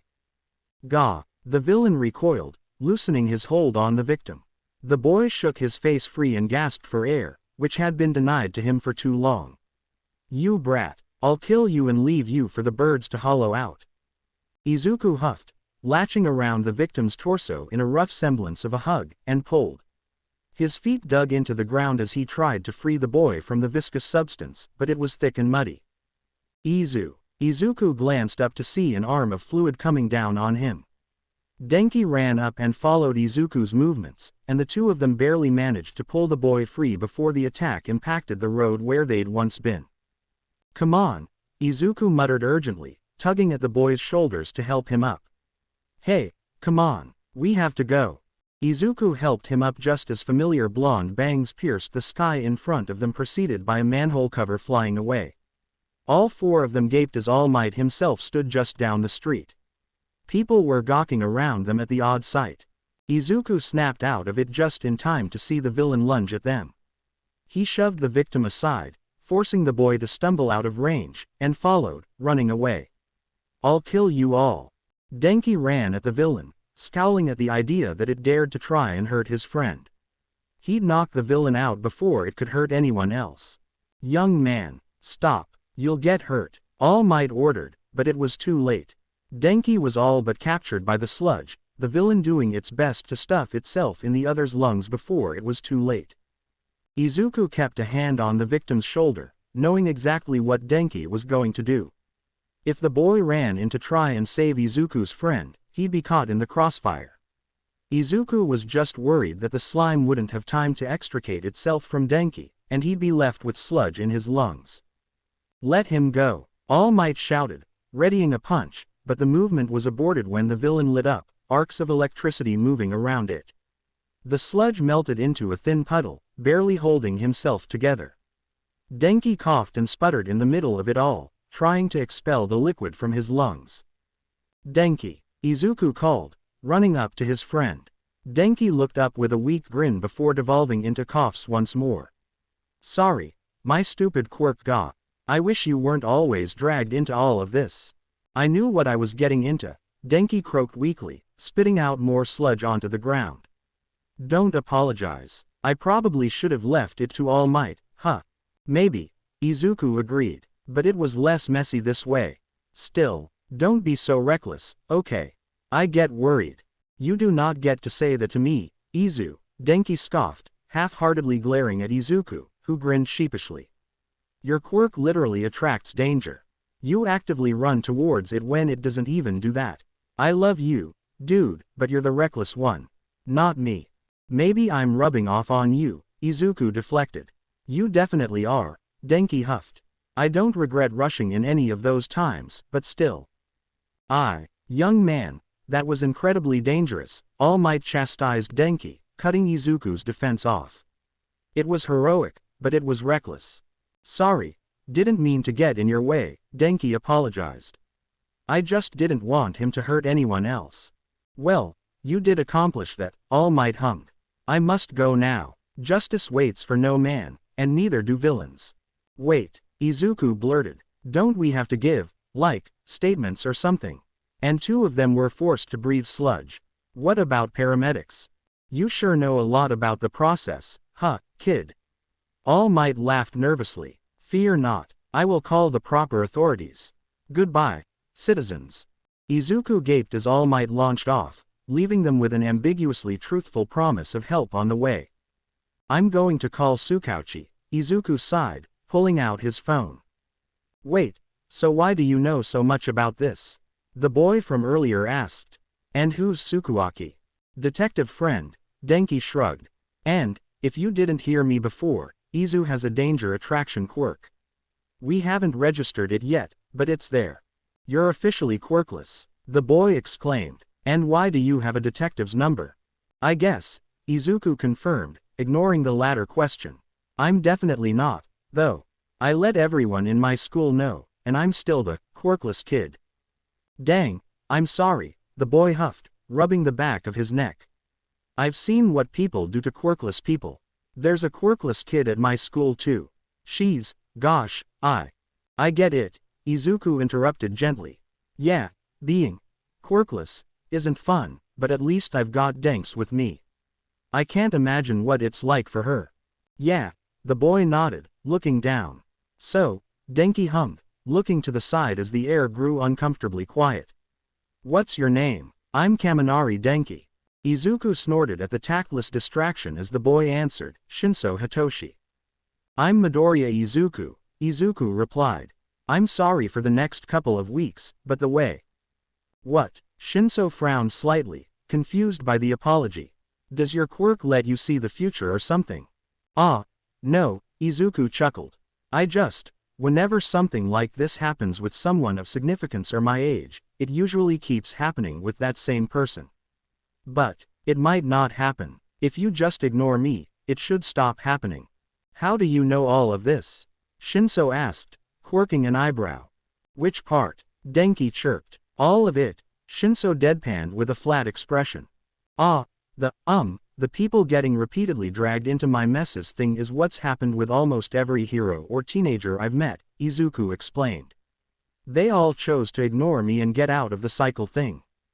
Wait, even the heroes? Shinso cut in incredulously. Especially the heroes, Denki tsked, looking bitter about the fact. They all said they had better things to do than save some quirkless kid who keeps getting himself in trouble. Isn't that what they're paid to do? Shinso pressed, his voice pitching up with shock. Supposedly, Denki shrugged. Guys, Izuku hissed, frowning at the topic. Right, Shinso conceded. Wait, you never told me how you had a detective's number. He was often there to take our statements after Quirk-induced incidents, Izuku clarified. His name's Tsukauchi, though you knew that already. Yeah, Shinso went to agree, but he was interrupted by a terrible coughing fit. He hacked up a few pieces of sludge, and Izuku hummed sympathetically. Denki winced, knowing how terribly unpleasant the feeling is. Where are those medics? Izuku wondered aloud, scanning the streets. No sounds of sirens or indication at all of any responders showed. Call Tsukauchi, Denki suggested, and Izuku nodded. What is it, Izuku? The detective sighed as he accepted the call. First name, Shinso mouthed at Denki, who grinned back. That answered nothing. So, we were attacked by some sludge guy a few minutes ago, Izuku answered, glancing at the two who'd been captured by it. There's another boy with us, Shinso Hitoshi. He was attacked first, but Denki and I saved him before he could suffocate. Suffocate, Tsukauchi echoed. Right, he tried to take over the bodies of whoever he captured by shoving himself into their lungs. It was a process, though, so Denki and I had time to save Shinso, Izuku elaborated. Then Denki electrocuted the villain when he got captured after that. Are you in the hospital right now? Tsukauchi asked, more for confirmation than anything. Nope, Izuku replied with false cheer. All Might said he'd call for paramedics and stuff before he left, so we're waiting for that. Where are you? Tsukauchi all but demanded in a low voice. Izuku stiffened at the tone, and Denki gulped, seeing his reaction.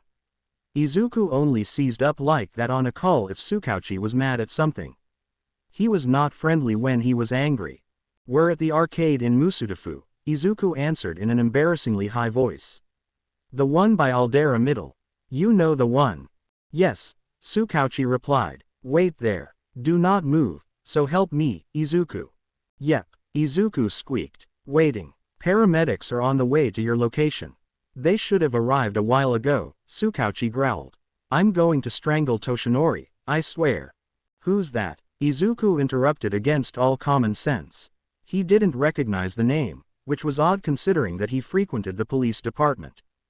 No one, Tsukauchi responded all too quickly. I'm hanging up now. The medics are there, right? Izuku looked up and saw an ambulance approaching them. Yeah. Right, I'll be there in 5, Tsukauchi informed Izuku. Isn't the police department 10 minutes from here? Izuku blinked as the call disconnected. Oh, dear. What did he say? Denki asked quietly, no small amount of fear in his voice. He'll be here in 5, Izuku told him. Isn't the station? Denki frowned, confused. Izuku just nodded, and the other paled. Do I want to meet this guy? Shinso muttered, also pale. Not right now, Izuku answered cryptically. You three are the people we're looking for, right? A medic asked. Sludge villain victims. Yes, ma'am, Izuku confirmed, leading the other two over to the ambulance. Right, my quirk is called Repel.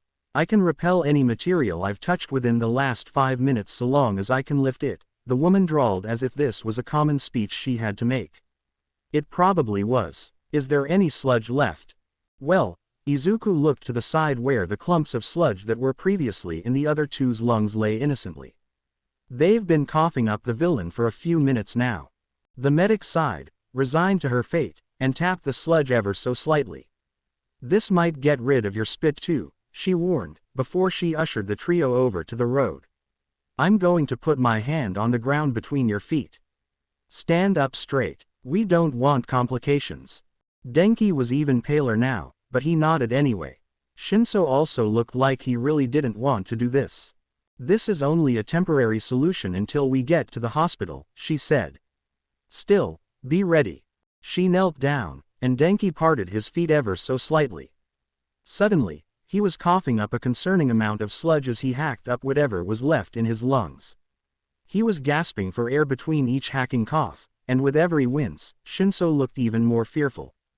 Izuku was suddenly very glad he didn't have to do this. Your turn. She turned to look up at Shinso, who nodded and spread his feet a little as well. She repeated the process, and Izuku winced as Shinso coughed up even more than Denki had. Once all was said and done, and Izuku had a sick-feeling blonde leaning against him and a tall purple-haired boy who looked like he wanted to lean against him for support, they were ushered into the ambulance. Izuku texted the detective that they were headed to the hospital now, and he got an "okay" in response. Sometime along the way, Shinso gave in to his temptation and joined Denki in leaning heavily against Izuku, the only remotely healthy one in the back of the vehicle. Izuku didn't complain or sigh. He wasn't the one who'd just had sewage expelled from his lungs by force. It was a short ride, and they were loaded out pretty quickly. They were rushed to a hospital room, where Shinso and Denki sat on the same bed with Izuku in a waiting chair. Pretty soon, a doctor walked in, clipboard in hand. "All right, my quirk is reveal. I'm essentially a walking X-ray machine," he chuckled. "I don't only work on bones, though. I can choose what I want to see through. We're going to look through the tissue of your lungs to see if there's any more sludge in there." "Will we all be able to see it?" Izuku asked. "Yes," the man confirmed. "If you're squeamish, you can look away, and I'll tell you when I'm done." Izuku shook his head. He'd just been curious is all. "This'll tingle a bit. Try not to move too much," the doctor warned before activating his quirk. Izuku gaped as Denki's lungs and sides were shown, and it was fascinating to look at. Unfortunately, there was a bit of sludge still stuck to the sides and top of them. Shinso showed similar results. Izuku swung his feet in the waiting chair. They didn't reach the ground as he waited for the doctor to call over someone with a suitable quirk. If there wasn't one available, they'd use some method called thoracentesis to get the rest of it, but it'd take a lot longer. "Is Izuku still here?" Tsukauchi asked as he burst into the room. Izuku held back a sigh at the man's dramatic question. "Like, fair, but also what the heck?" "Yes," Izuku huffed indignantly. "I didn't run off." "Don't say that like it's a stretch to say you'd do that," Denki snarked with a playful grin. "If you heard a boom, ba boom, Izuku, stay and he's gone," Tsukauchi sighed, having attempted to block the door unsuccessfully. "You, make sure the one with yellow hair stays here. He'll rush after Izuku if given the chance, regardless of what is or isn't in his lungs." The doctor nodded dumbly, and Tsukauchi rushed out of the room, tailing Izuku. Izuku was running down the sidewalks towards the smoke and the sound of the noise. He felt his heart racing in a staccato rhythm in tune with his feet pounding against the pavement. He weaved in and out of the startled and disgruntled people on the street as he moved as quickly as he could towards the crisis.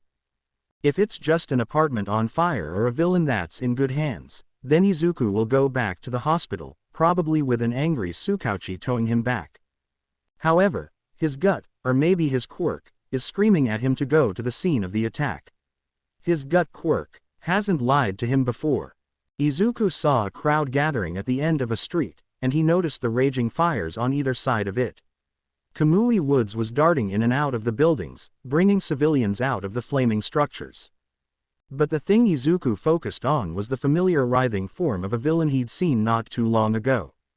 He pushed through the crowd, not even bothering with apologetic manners. How had the villain escaped? Hadn't All Might detained him and brought him to the station? Like how he called the medics for Denki and Shinso? A cynical voice whispered in the back of his mind. He shook his head. No time for critical thoughts. Someone might be in danger. A familiar blonde screamed into the liquid in his nose and mouth, anger and fear shrouding those red eyes. Explosions were redirected to the surrounding buildings, and Izuku suddenly knew how those fires started. Kachan's in trouble, Izuku thought, recognizing his childhood friend. Though, he wasn't really sure if they ever were friends considering the other's attitude towards him, especially when his quirk didn't visibly show. Izuku looked towards the heroes, trying to figure out if they were planning or something. They had to finish up quick, or Bakugo was going to suffocate. "How are we going to beat it?" Mount, Lady whispered. "This street's too small for me to use my quirk. It's got a liquid body." Death Arms shrugged. "I can't do much of anything.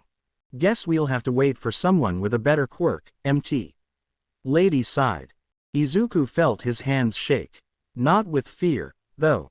Izuku hasn't been scared, truly scared in a long time. No, Izuku was shaking with rage. What are they doing? Waiting around for some guy with a better quirk to swoop in. Don't they know that Bakugo won't live that long? That the lack of oxygen will leave him with lasting brain damage if not worse. Izuku turned back to the villain, and he saw the way those red eyes were wrought with panic. I don't want to die, they conveyed perfectly. Bakugo needed help. And Izuku's body moved all on its own. You. The slime villain roared, glaring at Izuku as he stooped to pick up a rock on the way to the victim. Hey, what are you doing? Death Arms shouted, but he made no move to stop Izuku. Didn't try to catch up to him or pull him back. I'll kill you, the sludge cried, shoving away Bakugo and lunging at Izuku. Izuku found that taunting villains was a 50-50 on whether or not it'd make them more dangerous.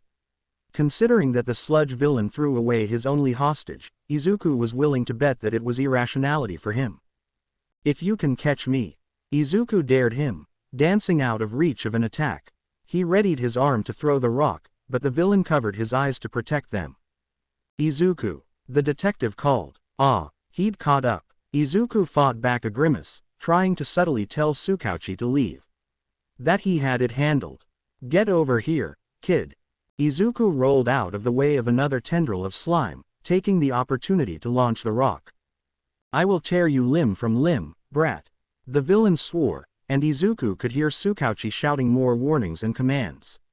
I will stuff myself down your throat and force you to kill everyone you love. Quote. Izuku, unsurprisingly, didn't like the sound of that. At all. Izuku, back up, Tsukauchi barked, sliding in front of Izuku with a small taser-looking box in his hand. It didn't look quite like a normal taser, though. Izuku listened, turning tail and running away. Even if he had his grievances about the detective getting involved in a fight Izuku had engaged in, he wasn't going to outright deny a command to allow him to put his plan into action.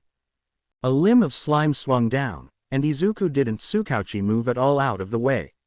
His eyes widened as the box was quickly raised above the detective's head as he abruptly sidestepped the attack and sent electricity through the sludge.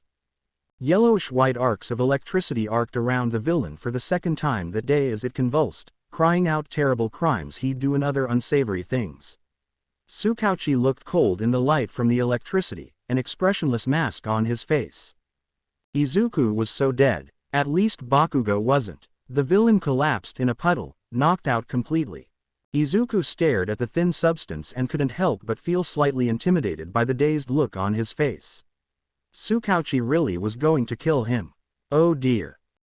Why'd that villain trash toss me aside for some loser like you? Bakugo hollered, stalking up to Izuku. The latter backed up, confused by the outburst. Was the other upset that the villain let him go? That made literally no sense. What? Izuku? Tsukauchi drawled, and the greenette whirled around to face the detective with a sheepish grin on his face. The man grabbed Izuku's wrist gently and started dragging him to the paramedics to get checked over. You are in so much trouble. Tsukauchi. Izuku cried, nervously, the smile devolving into more of a nervous grimace. But he was going to die. The heroes could have handled it, the detective refuted. There were 4 of them. Izuku's nerves died, and he planted his feet, anger rushing through him. Tsukauchi stopped, looking back at Izuku curiously. The heroes would have handled it. Yes, the man huffed, finding Izuku's dramatics to be exasperating. They stood around for at least a minute since I arrived, Izuku stated, and the detective's expression dropped. Who knows how long Bakugo was in there? Tsukauchi gaped, staring at him. After a beat or two of silence, he huffed, you're still in trouble, but I'm less mad now. Thank you. Izuku hummed, walking up to walk beside the detective instead of being towed along. He leaned into the other's side and murmured, and for what it's worth, I'm sorry for worrying you. You always are. I'm not sorry for running in. You never are. Toshinori watched one of his best friends use the taser Aizawa had gifted him for Christmas last year as an almost gag gift against the villain raging in the street. He stopped in the middle of his transformation, shocked by the intervention. Naomasa was here. He grew even more shocked when the detective stalked up the heroic child who ran in and seemed to reprimand him for his recklessness before dragging him to the edge of the crowd. The grip had been gentle, and the movement had been telegraphed. What was happening?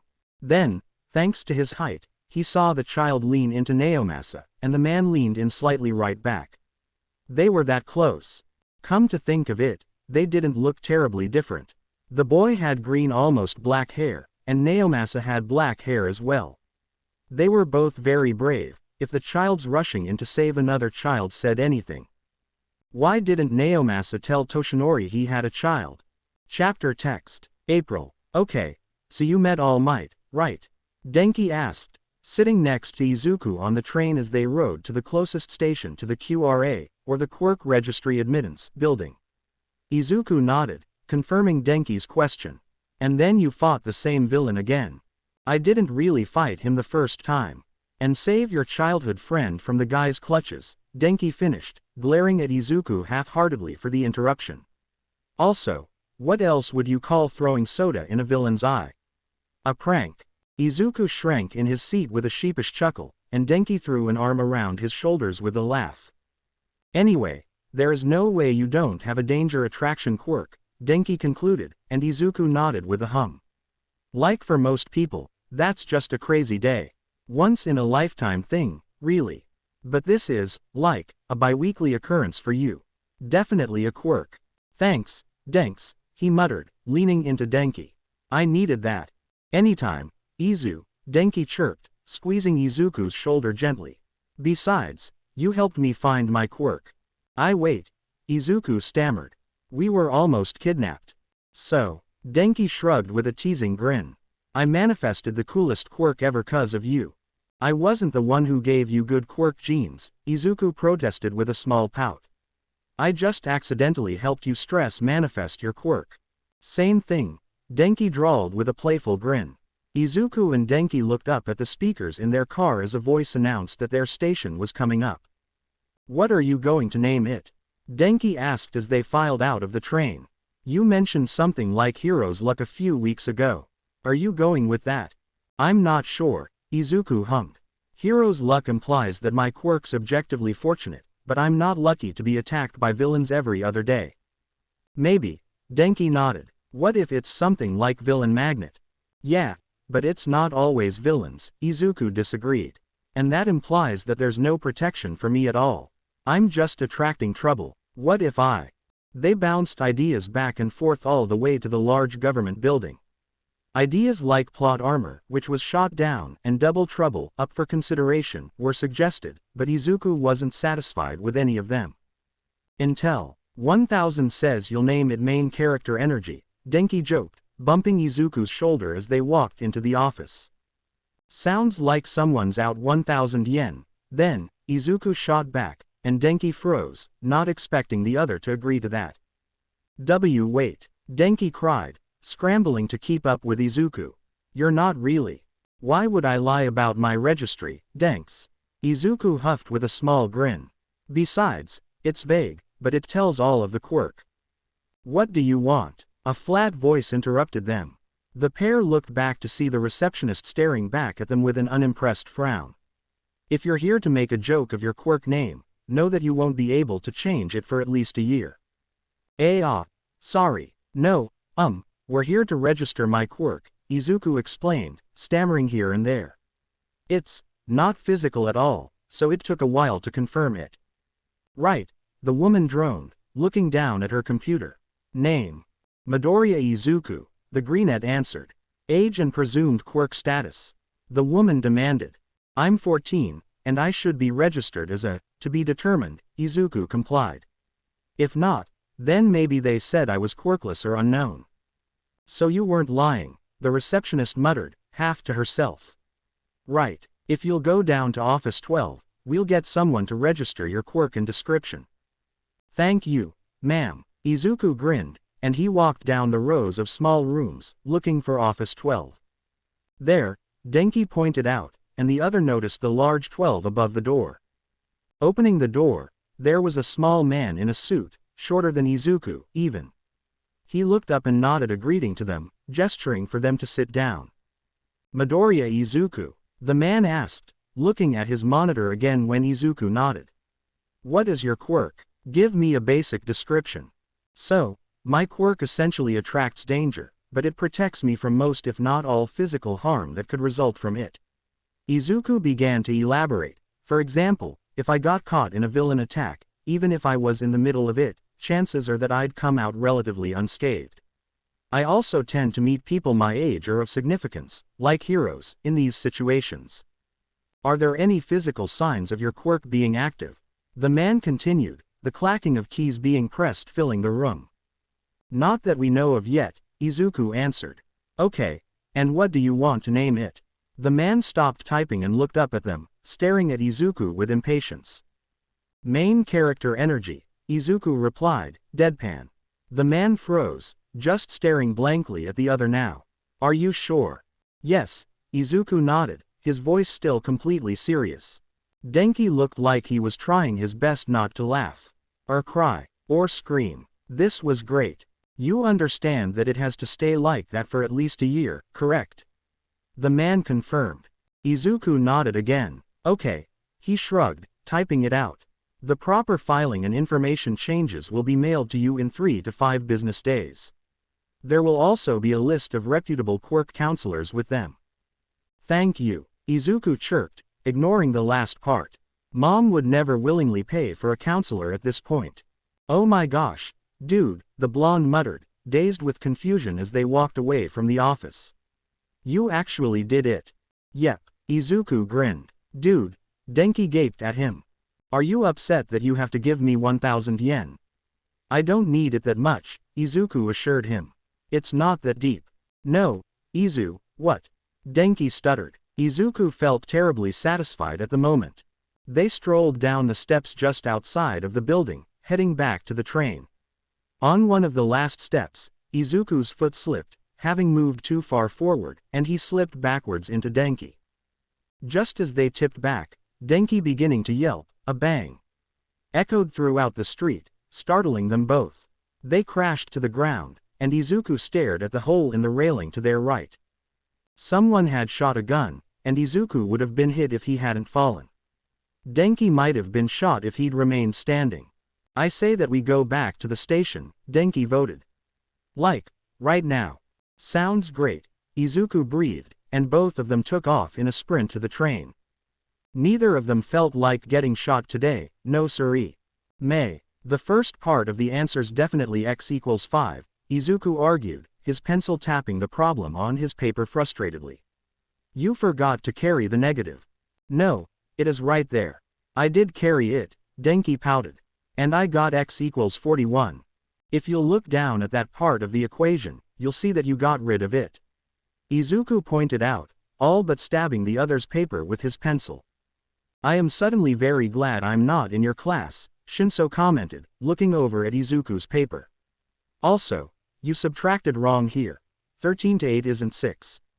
Izuku stopped trying to walk Denki through the problem and looked back at his paper. "Oh, shoot, yeah, you're right. I guess Denks and I were both wrong. Careless mistakes happen to everyone," Shinso shrugged. "And you had 3 variables to work with. I don't blame you." "Thanks, Shinso." Izuku began to grin, but a person walking in with a dark hoodie pulled up over their head made him trail off. "It's here," his gut seemed to whisper to him. Izuku usually got some sense of foreboding in the morning if something was going to happen that day. Unfortunately, if he was staying up late, and the incident would occur at 12:30 in the morning, he only got a half-hour warning. That's why they were in a pretty large cafe.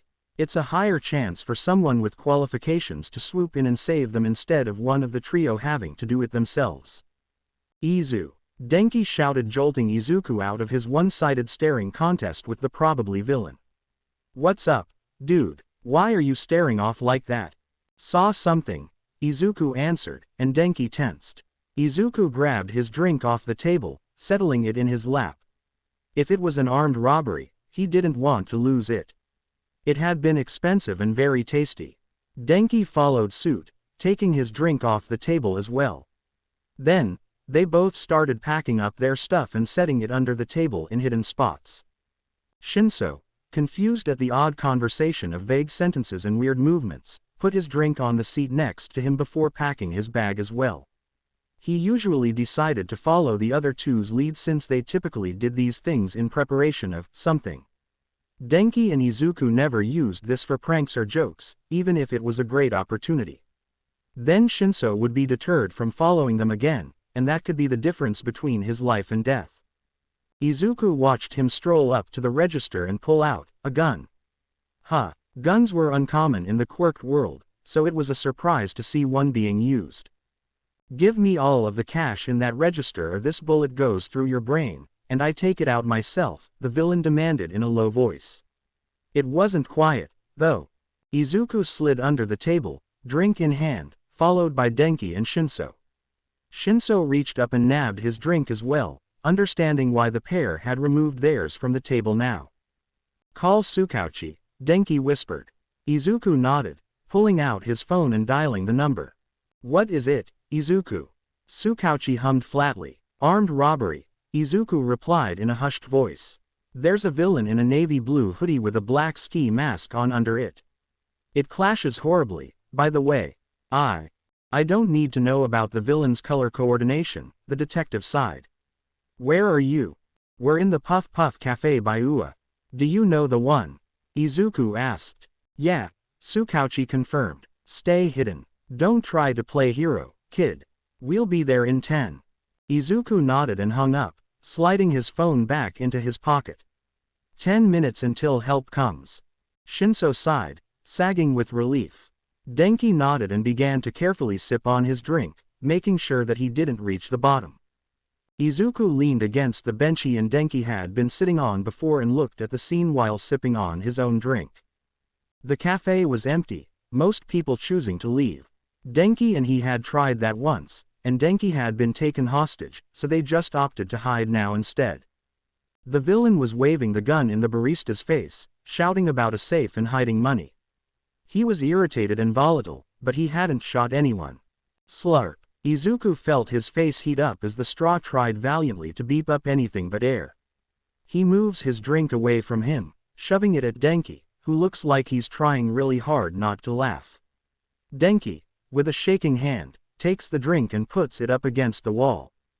Shinso looked absolutely terrified, his pupils dilated and his entire body shaking with fear.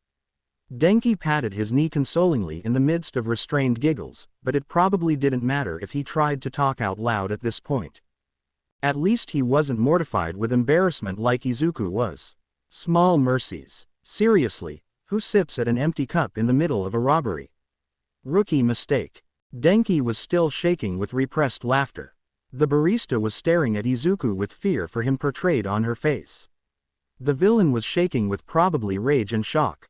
The villain snapped himself out of it quickly, though, and he turned with tense shoulders and a snarl on his face. Oh, Izuku had messed up big time. Denki stopped acting amused and sobered up quickly as the criminal stalked up to them. "You little twerp," the man growled, grabbing Izuku's collar roughly in one hand. "I'm gonna kill you, you hear?" Denki's eyes widened, and he latched onto Izuku's arm, tugging Izuku back under the table. Shinso followed suit, grabbing the other arm and keeping Izuku stationary. "If you two don't let go right now, this kid gets it," the criminal growled, and Izuku felt cold metal press against his temple. "This was bad, and then I'll kill you two after." Denki reluctantly let go of the man, and Shinso opened his mouth to say something, probably hoping for a response, but Izuku shook his head at the other. Shinso bit his lower lip, but he let go of Izuku as well. Izuku was thrown out from under the table, his body hitting another booth and his head snapping back against the seat cushion. Small mercies. His back twinged a bit, though. "What, do you think it's funny, huh?" The villain sneered, grabbing the front of Izuku's collar and dragging him up to eye level. "You like your little joke. Bet you thought you looked cool, sipping on an empty straw in the middle of a robbery." Izuku shook his head, denying the claims. It was not funny, no matter what Denki thought initially, because now he'd put his friends in danger because of his carelessness. Thwack! Izuku's head snapped up as the butt of the gun smacked against his face, leaving what would probably be a nasty bruise. You think you're better than me, brat. Izuku's head snapped to the side as the villain punched him across the face. It was quickly followed up with a wheeze when the man socked him in the gut. Not so great now, are you? The criminal mocked, shaking him a little bit. Was it worth it? I'm going to kill you. Izuku didn't say a word, just taking the beating. He might have been able to overpower the criminal, but he didn't know if the man would use the gun against him or his friends.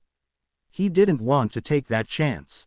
The sound of sirens reached Izuku's ears, and suddenly he was in a hostage position, an arm across his chest and a gun to his head.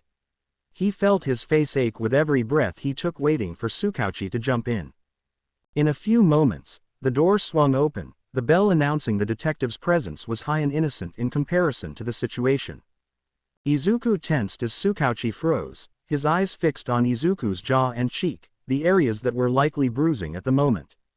He didn't think he'd ever seen the detective so angry before. Well, that's not necessarily true. This isn't Izuku's first time in an event in which Tsukauchi was the mediator in a hostage situation where Izuku was in danger. However, this is the most injured Izuku's gotten in a long time as a result of his quirk. The villain was shouting about how he would shoot if he didn't get what he wanted, when he wanted it.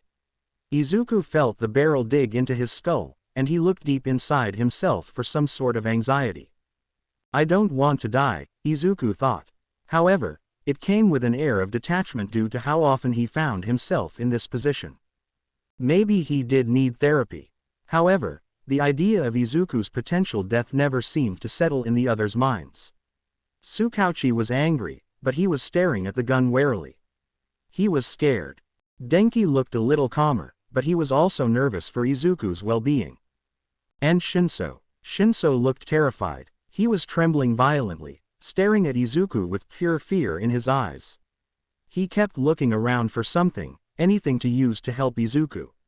Maybe he was waiting for Izuku's quirk to do some garbage like drop a brick on the guy's head. Izuku wouldn't put it past his quirk to do something like that. It had a mind of its own, and its mind was very creative. Hey, Shinso shouted, his voice quivering slightly. Let him go. What, do you think I'm just going to? The man began to sneer, but he froze, his voice cutting off. The villain relaxed, his grip on Izuku lessening. Izuku was still, not wanting to break whatever trance Shinso had put the other in. Let him go and back up 3 steps, Shinso demanded, an oddly melodic note to his voice now. It was more unnatural.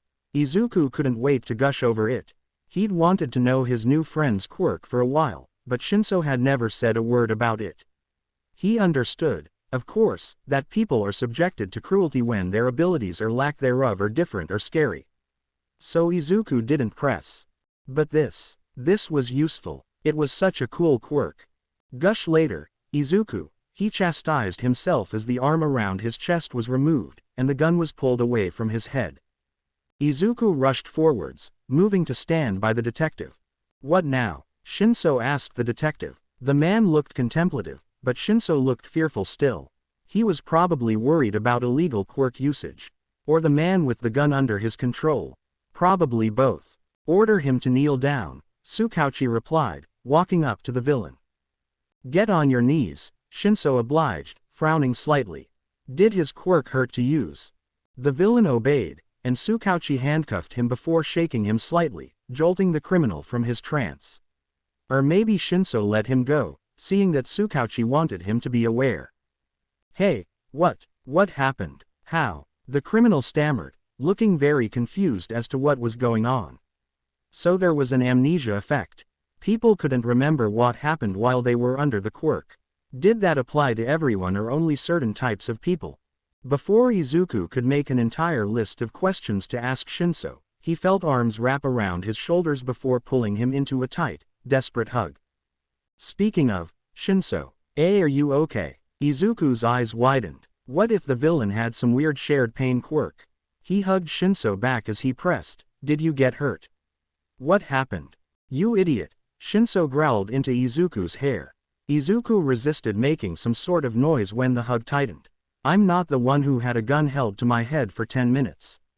Izuku stuttered. Yeah, sorry, I didn't mean to. Dude, Stop apologizing for being held hostage, Denki chuckled, but Izuku could tell that he was just beginning to wind down as well. Apologize for sipping on an empty straw. Izuku squeaked as his face heated up again. That was an accident. Denki. Don't do it again, Shinso ordered, pulling back to glare at Izuku, who shrank under the intense stare. I'm serious, Midoriya. I know, Izuku nodded. I really am sorry. Usually it's just Denki and I, and we're used to stuff like this happening, so one or both of us are less cautious sometimes. I don't get it, Shinso admitted, but can you try to at least put some effort into keeping yourself safe? You didn't even try to fight the guy. You just let him hit you. Izuku winced and nodded again before he was dragged away by Tsukauchi. I'm resetting your counter. No, August. OTC quirk suppressants. Izuku muttered, lounging on the couch with his phone in hand. Would those even work on my quirk? It says that it works well with several different kinds of quirks, but mine was one the doctor had never seen before, so I don't know if it'll work with mine. Still, it's good to know that they did have several types try it. Is it just the stuff in quirk-canceling handcuffs put into medicine? No, otherwise it. Izuku, a familiar voice called with warmth the owner didn't show. Izuku looked up to see his mother standing in the foyer with her purse over her shoulder. His eyes widened. Mom, what? You said that over-the-counter quirk suppressants are out, right? She asked, cutting him off, a desperate smile tugging at her lips. She beckoned him over to her and hugged him when he got in range. Oh, Izuku, this is great. We can be safe, finally.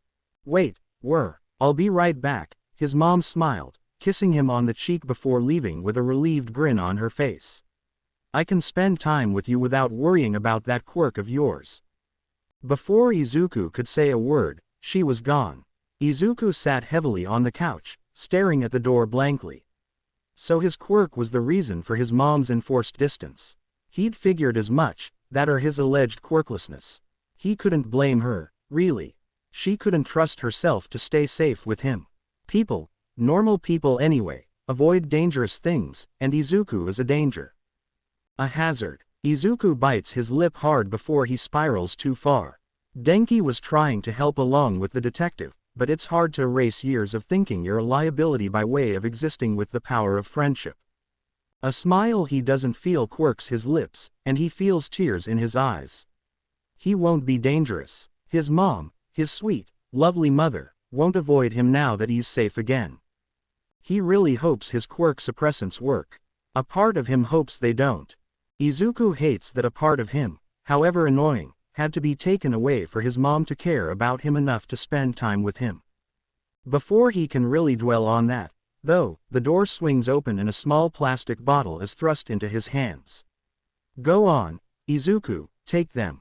Izuku looked up at his mom, his lips twisting uncertainly. Hesitantly, he nodded, popping them into his mouth and swallowing them dry, grimacing at the taste. Well, Izuku paused. He really felt like a piece of him had been taken away. This wasn't the first time his quirk had been somehow negated, but it was the most permanent. Typically, an officer who didn't know him would mistake him for a criminal or accomplice and slap quirk cancelers on him. One time, a villain cancelled his quirk too, he can't remember.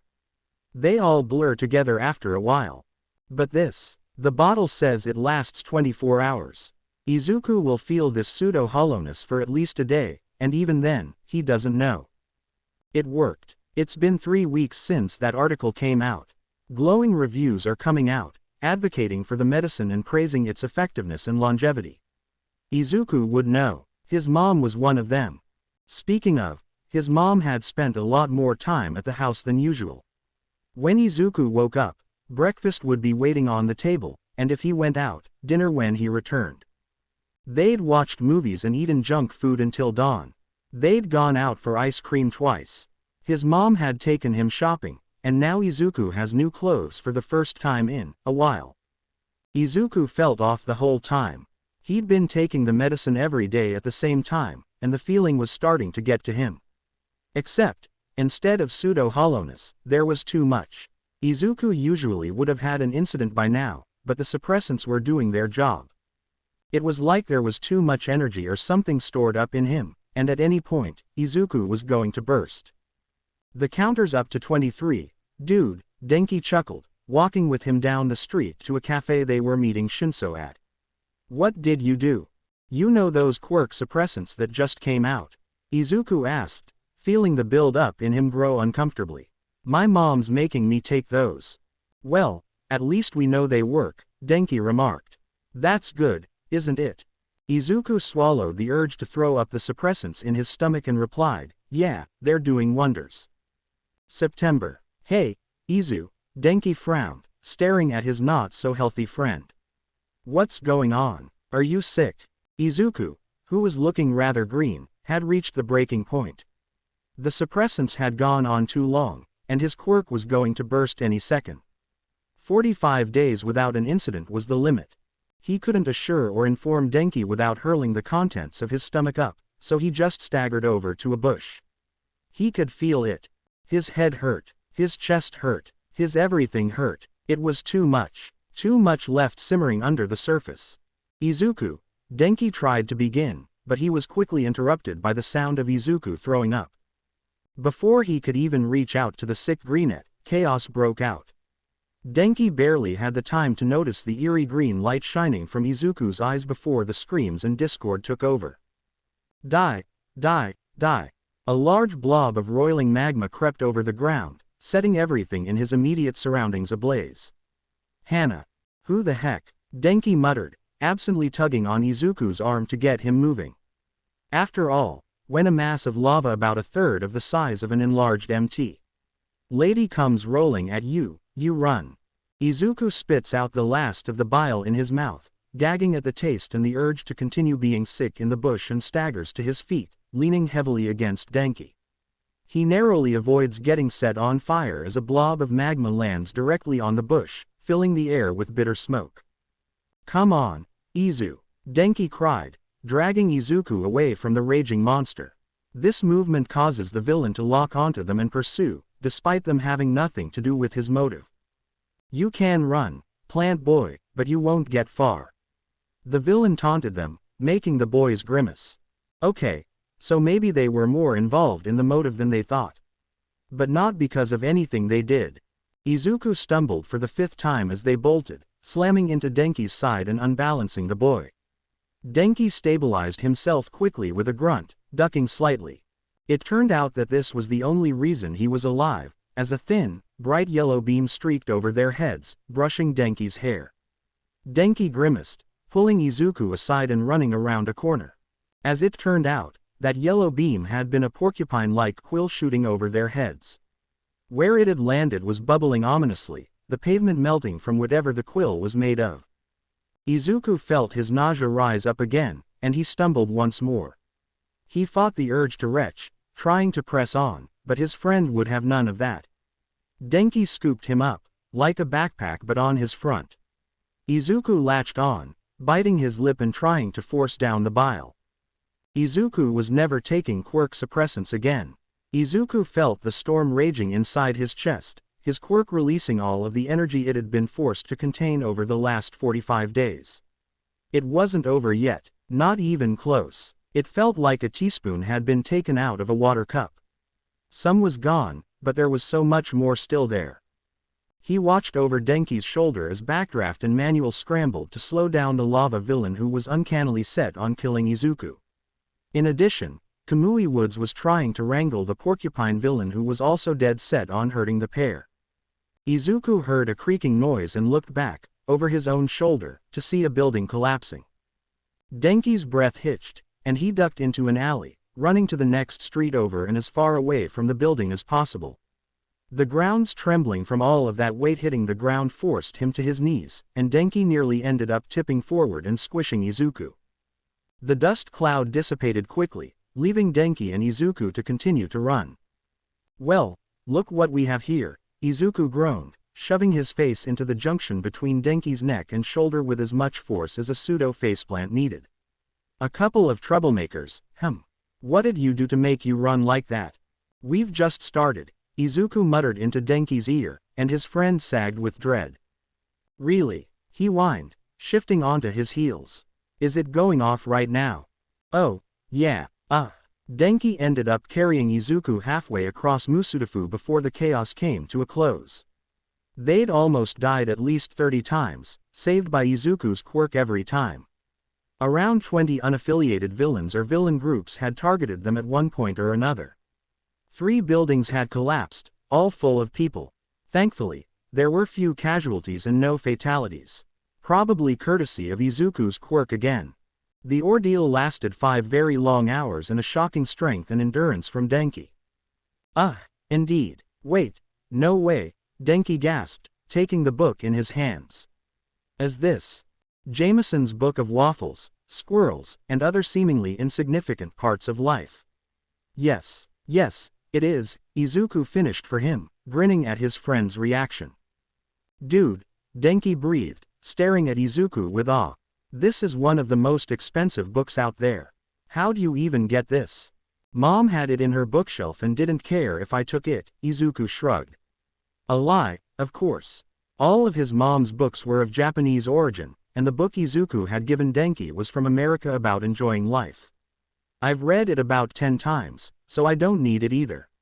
Also a lie, Izuku had never seen that book before yesterday when it came in the mail. Thanks, man. Denki hugged Izuku tightly, and he could feel his friend's excitement. I've wanted this for a while. I know, Izuku huffed. The reality was that Izuku had sold a good half of his merchandise to get it. It was worth it, though. Denki had given up an entire day and literally carried Izuku across a city while being chased by villains. He deserved this. Izuku got to hear all about the book for the rest of the month. January. Izuku walked down the sidewalk, feeling the insistent tugging in his stomach that he'd learned to signify oncoming danger. He was cautious as he approached every corner, darting past alleys with trepidation. Suddenly, his quirk flared, and he barely had the time to register that before his hoodie was grabbed and he had a glowing finger pressed threateningly against his neck. Don't scream, kid, or I'll kill you here and now. Izuku huffed, annoyed with the situation. He was very tired and very glad this was about to be over. What do you want? The villain didn't blink at the nonchalant answer. Do you want to know what my quirk does? She asked, but Izuku knew that she wasn't going to take an answer. It distorts things like in a photo, but it's not just visual. Izuku felt his throat close up at the implication. He could choke on himself, really, if what she said was true. Now, hand over your wallet and your phone. I know you have at least one of those on you, or I will take them from you and leave you here to suffocate, she threatened in a low tone. Izuku didn't know if there was a range on her quirk, so it might not matter if her hand was in contact with his throat or not. He was just about to reply that he didn't have either of those things on him when the glow of her quirk suddenly died. Izuku lashed out, seeing the opportunity, and shoved her back, running out of the alley. If that was a quirk malfunction, he would take that opening. A dark figure dropped from the sky, landing on the woman and pinning her to the ground. Izuku watched cautiously as the hero bound her hands together with zip ties, making sure not to touch them. If she were to use her quirk to remove them, she'd probably hurt herself as well. Twist, the figure spoke, deep and menacing. A serial mugger and murderer. What were you hoping to achieve by mugging a middle schooler? Just wanted to have a bit of fun, the woman, Twist, apparently, replied coolly. So, what, am I going to go to jail now? Be stuck with all the bad girls? I'm sure you'll change your mind once you're actually incarcerated, the hero shot back with just as much apathetic certainty. He looked up and stared at Izuku, who had been peeking around the corner of the alley. What are you still doing here, kid? Who are you? Izuku asked, stepping into view. You're a hero, right? You look like one, anyway. What's your quirk? Did it have to do with Twist's quirk cutting out? What's the activator? What's the range? Are you an underground hero or new or? How long have you been a hero? Where were you when you used your quirk on Twist? Does it have a tell? Will? Suddenly, Izuku felt a sturdy fabric wrap around his mouth, muffling his voice. He squeaked in surprise, staring at the irritated hero. No comment, the hero huffed, glaring at Izuku. Questions aside, are you okay? Did she hurt you anywhere? Yeah, I'm okay, Izuku assured the man, ghosting his fingers over his neck. The idea of choking on nothing but myself is a bit scary, but I think I'll be okay. I've heard a lot worse. He chuckled mirthlessly. He'd been threatened with a lot worse than having his neck twisted. The hero seemed surprised by this, his eyes widening just marginally. If Izuku wasn't so good at detecting changes in the people around him, he never would have noticed. From who? A lot of people, Izuku answered vaguely. It's a byproduct of my quirk. It gets me in and out of bad situations, and people aren't very nice. The hero hummed contemplatively before sighing and reaching into his pocket. He pulled out a small card, black except for a phone number in bold white letters. This is my official number, he stated. The name's Eraserhead. Call me if you need someone to step in. I thank you, Izuku exclaimed, grinning at the card. Wow, yeah, I'll do that. Thank you, Eraserhead. Good. Now, scram, Eraserhead sighed. I don't feel like doing the paperwork for saving a victim, and I doubt you do either. Yes, thank you, bye. Izuku rushed out before running back in the direction of his house, a grin on his face. It wasn't the first time he'd been given a hero's official number to ask for help, of course. If a hero learns of his quirk, they typically think that's the right thing to do. After a month or two, though, they tire out, telling Izuku to stop calling or blocking his number entirely. However, something told him Eraserhead won't do that. So he went home with a smile on his face and a spring in his step. Hey, Wonder Boy, a voice sneered, and Izuku was shoved forward onto his hands and knees by someone kicking his backpack. He turned it into an awkward roll back to his feet and faced the jerk who pushed him. It was Tafuna, of course. What's that look for, Kaminari? Tafuna asked, and it almost sounded genuine. Denki, for his part, looked rather peeved at this guy. He had every time he saw Tafuna picking on Izuku since, like, January. It's not my fault your pet's a klutz. Pet, Izuku glared, his hands tightening on his backpack straps. He felt the trouble coming brewing in his stomach, turning and twisting in response to Izuku's anger. Where do you get off? Well, you're practically a second-class citizen. Tafuna defended. What with being quirkless and all. Everyone knows that they end up unemployed and dead before they're 30, and they don't even get to enter half the shops they try to buy things at. A court will never rule in your favor, even if they let you try to sue, and the police would never believe you anyway. Izuku glared, angry at the harsh words Tafuna was saying.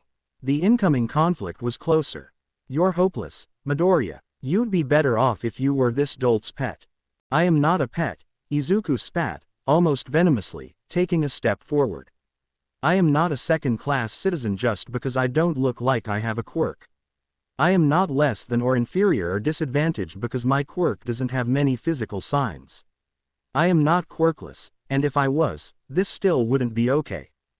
Izuku felt like he was about to burst, and he tackled Tafuna out of the way right before the wall next to them caved in, debris showering the three of them. He pulls away and narrows his eyes at a shocked Tafuna. Scram. He barely had time to comprehend that the light green glow on the boy's face had been coming from his eyes when Denki pulled him up and dragged him the other way down the hall. As they run past the windows, Izuku sees Endeavor fighting a villain about half the size of Mount Lady in their courtyard, and he pulls the fire alarm as he runs past it. He tried to ignore the annoying sound of the alarm as he and Denki evacuated. He had heard it far too much in his life. Hey, Tsukauchi. Denki muttered into the phone, trusting Izuku to keep him safe. Yeah, there's a villain at our school. Yep, the one on the TV, probably. Endeavor's fighting him, so now the school's also in danger of being set on fire. I can't say that. Why not? It's true. Yeah, that's right. Geez, okay, alright. See you in 30. Got it, bye. Denki hung up and grinned at Izuku sheepishly. He's coming. Izuku sighed. Well, he had been incident-free for a week. Chapter text. This is it. Izuku stares at the gates towering above him, the bold emblem staring back at him. In theory, it would be nearly impossible to pass with a quirk like Izuku's. Villain robots. Izuku's quirk has no physical capabilities, so it would be unlikely, nearly impossible to pass. However, Midnight was an alumnus of the school who taught at UA. Her quirk, somnambulist, which produces a sleeping gas that is more effective when the victim is attracted to her, wouldn't help her in the exam at all either. Yet she passed. Sabotaging other examinees wasn't allowed, so she didn't just put everyone else in her sight to sleep or anything like that. Naturally, her quirk would be useless against robots, seeing as they can neither feel attraction nor absorb her quirk. There was another way to win. There's no way Midnight scored enough villain points to get in at the beginning of the year. Izuku had a couple of theories. 1. The villain points were a fluke. There was actually a scoring system based on how effectively you used your quirk, as opposed to how many robots you defeated. UA based their evaluation on how clever and tactical their examinees were. Unlikely, considering that Eraserhead had expelled his entire class the year prior. If he was a part of the scoring, those kids probably wouldn't have made it in the first place. 2. There's a different scoring system or category altogether. Maybe it's based on strategy or cleverness or whatever, but the villain points are still there. Perhaps it's based on character, trying to measure whether or not their examinees were adequately heroic for this career path. Like, hero points or something. 3. Midnight stole the final blow on a few robots, and it was just enough to scrape by. Izuku wouldn't put it past a couple of foolish examinees to fall for her charm and allow her to steal their points. She's good at being seductive and convincing when needed, but Izuku doesn't know if she was like that before UA. The list goes on, but the point is that it's likely that Izuku could get in off something that wasn't villain points. He'd assured Shinso of this as well, and now both of them had something essential to passing the exam. Hope. So, when Izuku stared up at the imposing gates, the bold UA logo sitting on top of them, he felt hope. Are you going to stand there until the exam's over, or are you going to go in? Shinso scoffed, snagging Izuku's sleeve and tugging him off balance. He stumbled to stay upright and pouted at his newest friend. Come on. Were you doing that thing where you monologue to yourself silently? Denki laughed, snagging Izuku's sleeve and holding it, dragging him forward and pushing the shorter one in front of him. You'll stress yourself out before the exam. Goodness knows I am.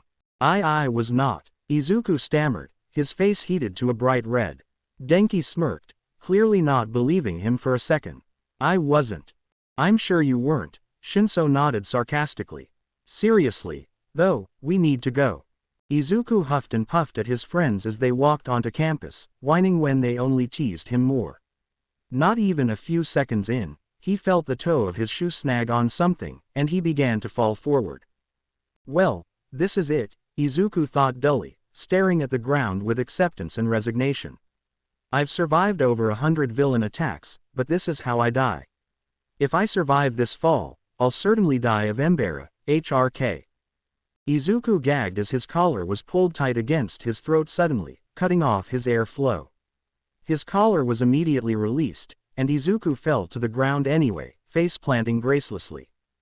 PFF'd. Shinso was cackling as Denki offered apologies and assistance in a stream of words. Dude, I am so sorry. I did not mean to do that to you. He rambled, offering his hand to Izuku. Izu, please forgive me. I didn't do it on purpose, I swear. Denks, Izuku grumbled, wallowing in his mortification for a moment. Shut up. Shinso laughed impossibly harder, bending over in two as Denki floundered for a response. After a couple more seconds of mourning his dignity, Izuku accepted Denki's help and got to his feet, brushing off his uniform. Izuku shoulder-checked Shinso, nearly knocking him over, as he walked past. Knock it off, Shinso.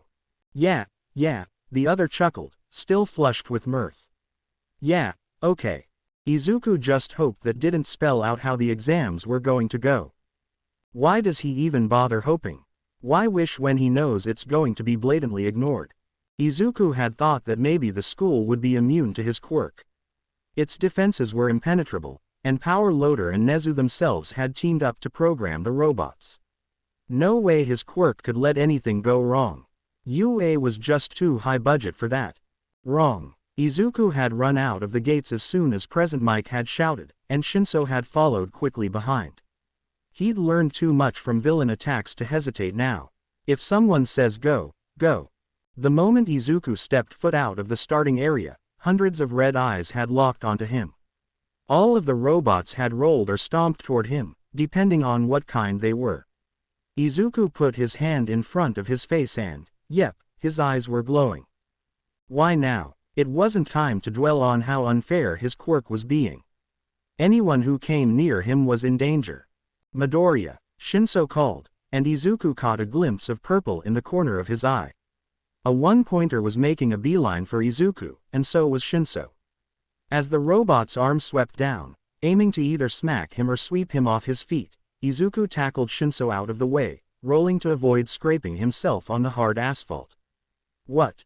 No time, Izuku cried, pulling the other back to his feet and then pulling him out of the way of a scorpion tail, courtesy of a two-pointer. My quirk's going off. Why does your quirk have the worst timing? Shinso groaned, yanking the back of Izuku's uniform to save him from getting smacked by one-pointer's downward swing. Were they trying to kill him? Why is UA's entrance exam lethal? That's, like, its whole thing, Izuku replied, dancing out of range of a three-pointer and narrowly missing a one-pointer's attack. It's got the worst timing ever. Do you know how many tests I've had to make up? Shinso snorted, and Izuku pulled him out of the path of a two-pointer again. Focus, Shinso. Just because this happens a lot doesn't mean it's not dangerous. Yeah, Shinso sighed. All examinees, please report to the starting area. Again, all examinees, report to the starting area. Present Mike shouted, shaking the ground slightly. Izuku didn't even know where it was, lost in a sea of dark green metal. Shinso probably didn't have any more luck than Izuku. Are you willing to take a risk? Izuku asked, ducking and allowing a two-pointer to pierce a one-pointer. I don't think we can get out of here otherwise. Sure, Shinso agreed, slowly losing his breath from all the dodging. What? Izuku saw a three-pointer raising its hand up to slam it down on him. When I say, go, I need you to follow me. Any good at parkour? Let's hope I'm a natural, Shinso panted, his breath coming in strained puffs. Bang, go. Izuku raced up the robot's arm, grateful for all the odd divots in it. He leapt off the wrist block and latched onto the shoulder, pulling himself up and flattening himself in between the large metal blocks. He heard grunts of effort as Shinso tried to follow, eventually landing on top of Izuku as both of them hid. The three-pointer couldn't reach them, its arms too clunky to bend like that. They had a second to breathe. Can you see anything from up here? Izuku whispered, trying to locate the exit. The three-pointer was the tallest of the robots, so he could probably find it from here if he stood up. Yeah, it's behind us, Shinso answered. We're not close to it though. The robots forced us away from it. Of course, they did, Izuku muttered bitterly. He weighed the pros and cons of doing parkour on non-stationary objects and determined that Shinso didn't have enough experience to reliably and safely follow. Even if the robots were all targeting Izuku, which they were, there would be a stampede that Shinso would be stuck in the middle of. It's too big of a risk. Okay, Izuku huffed, pushing himself up to a sitting position. Slowly, of course, since Shinso hadn't gotten up yet. All right, I see it. Here's the plan. Move vaguely in that direction to the best of our abilities. What? Shinso exclaimed, glaring at Izuku. That's not a plan. Course of action, then, Izuku shrugged. Either way. Boom. Izuku looked in the direction of the noise to see. Oh, that's not good. Shinso Hitoshi and Midoriya Izuku, please make your way out of the location. Present Mike shouted. Apparently, everyone else was already gone. Good. Still, they couldn't follow directions, considering that Izuku and Shinso were trapped in a ring of robots. Might as well give a reply a try, though his voice isn't nearly as loud as Present Mike's. We're stuck in the middle, Izuku replied, his eyes squeezed shut with the effort. We can't get out. Izuku paused, watching a large green robot pull itself out of the ground. No way. Midoriya, Shinso sighed, get your quirk under control. Izuku whined pitifully and rolled off the back of the three-pointer, smoothly recovering and darting between a two-pointer's legs. He could hear Shinso scrambling to catch up behind him and exhaled sharply, amused. This way, right? Yeah, Shinso confirmed, catching up to Izuku. Yeehaw! A shout from present Mike destroyed some of the robots somewhat nearby and shook the ground, destabilizing the boys, but more importantly, the robots. Izuku quickly pulled Shinso into a steadier stance and they ran, ducking under and jumping over various robot parts. He pulled Shinso out from under a poised tail. Shinso pushed him out of the way of a swinging one-pointer. They continued like this, dodging and saving each other as they fought to get to the exit. Unfortunately, the addition of a zero-pointer made this much harder. A shadow loomed over them, an arm lowering right where they were standing. Izuku barreled into Shinso, scooping him up like a backwards backpack, and booked it. He'd never run quite so fast, he thinks. He ducked under a tail, spun around an arm, jumped over a tail again. He was moving without thinking, all instinct. He hadn't even realized the shadow disappeared a while ago. Boom! Izuku stumbled, falling forward and barely moving in time so that he wouldn't fall on top of Shinso. He rolls to his feet and sees Shinso already halfway there, so he watches for incoming hits. The robots are thinner over here. Had Izuku really run so far? He sees the exit. Shinso! Izuku cries, pointing at the gate peeking out from between around 30 robots. Come on! Shinso sighs, relieved, and follows Izuku as they make a beeline for the gate. Present Mike is shooting sonic blasts over their heads, thinning the ranks of the robots in pursuit. He can hear the grinding of metal against metal as the villains climb over themselves to get to him. He wonders how many have died at each other's hands. Izuku and Shinso broke the final line of robots, and he could see the exit all the way down the street. It was a straight shot. They were in the smack dab middle of the city, and there was a giant hole where the zero-pointer had pulled itself out of the street. They were faster than the robots, even the slowly rolling yet ginormous zero-pointer, so Izuku grinned and ran at Shinso's fastest. They were good. Izuku's smile fell off his face as the walls caved in, the sound of glass shattering and metal crunching crushing his relief. Because on either side of the city were the other sites, robots, rolling toward Izuku. Denki was confused. Like, super duper confused. He's pretty sure the villain bots are supposed to attack the examinees, or at least move a little, but they're just standing there. They're on. He can tell because their eyes are lit up, the creepy small red dots. He takes advantage of this at first, shocking the immobile robots and sending them crashing to the ground. He expected for the robots to suddenly lock onto him, aggravated by his attack. Nothing. Nothing at all. Denki shocks a few more. Still no response from the functional ones. He shrugs and runs toward another one, hands sparking with electricity, but the ground begins to shake before he manages to touch it. His quirk fizzles out as he falls to the ground, unbalanced by the mini earthquake that had shaken the city. Bang! Denki braces his hands against the ground, barely keeping himself kneeling from the force of the tremor coursing through the road. His breath hitches in his chest, shock throwing off his rhythm, as a huge robot climbs out of a plaza-like area in the city. Was that the zero-pointer? It climbed out of the ground and brought itself onto street level just as Smintos shouted, "All examinees, please report to the gates." I repeat, all examinees, please report to the gates immediately. Denki turns to follow the other kids out of the building when the other robots begin to move. They don't try to attack or anything. They move left, not stopping for anything, even walls and buildings. They just crash through them. Denki is so very confused. Suddenly, it all clicks. Izu's quirk. Only his quirk could break into the robots' software and mess them up like this, Denki is sure of it. These robots were programmed by Nezu, after all, and even skilled tech quirks couldn't break in like this. Nezu would certainly catch them. But Izu's quirk doesn't really leave a trace. Denki allows a two-pointer to pass by, obscuring him from Smintos's view. When most of its body blocks all of his, he jumps, latching onto the side and allowing himself to be carried away by the metal construction. He stays like that until they're away from the gates, which is when he pulls himself up to the top of it and rides there. It's surprisingly comfortable, though Denki does have to concentrate slightly to keep his balance. He focuses on the wall with a small smirk. I'm coming, Izuku barely represses the urge to just stop and stare at the new problem making itself known. He learned not to do that long ago, but it's still hard. He barely has to glance to know that Shinso is doing exactly what Izuku is avoiding, and he scoops up the taller and sprints. He sees Present Mike running towards them as well, yelling their names, likely pulled from the database. They vet all examinees to avoid any danger, after all. Izuku can see the world blurring slightly around him, his feet pounding against the asphalt. He already knows he's not going to make it in time, but he can try to cover as much ground as possible anyway. Every centimeter counts and whatnot.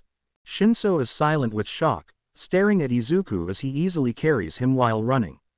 He hadn't ever been in a situation where this was necessary, so Izuku understood. Still, just because he's small doesn't mean he's weak. Boom. Izuku goes flying forward, barely letting go of Shinso in time to avoid crushing him as the zero-pointer from another sight smacks its fist into the ground. He rolls back to his feet and, seeing Shinso get up as well from the corner of his eye, keeps running. Present Mike had also stumbled, barely keeping himself upright when the ground shook with the force of the punch. He was still running towards them, though. Izuku commended him for his persistence. They dodge the robots, swerving out of the way of their attacks as fast as they can without getting injured. Izuku would pull Shinso out from under an attack and Shinso would do likewise. Suddenly, a shadow loomed over where they were going to be, too long to run around and too fast for them to stop before it hit. They couldn't duck, they'd get smacked.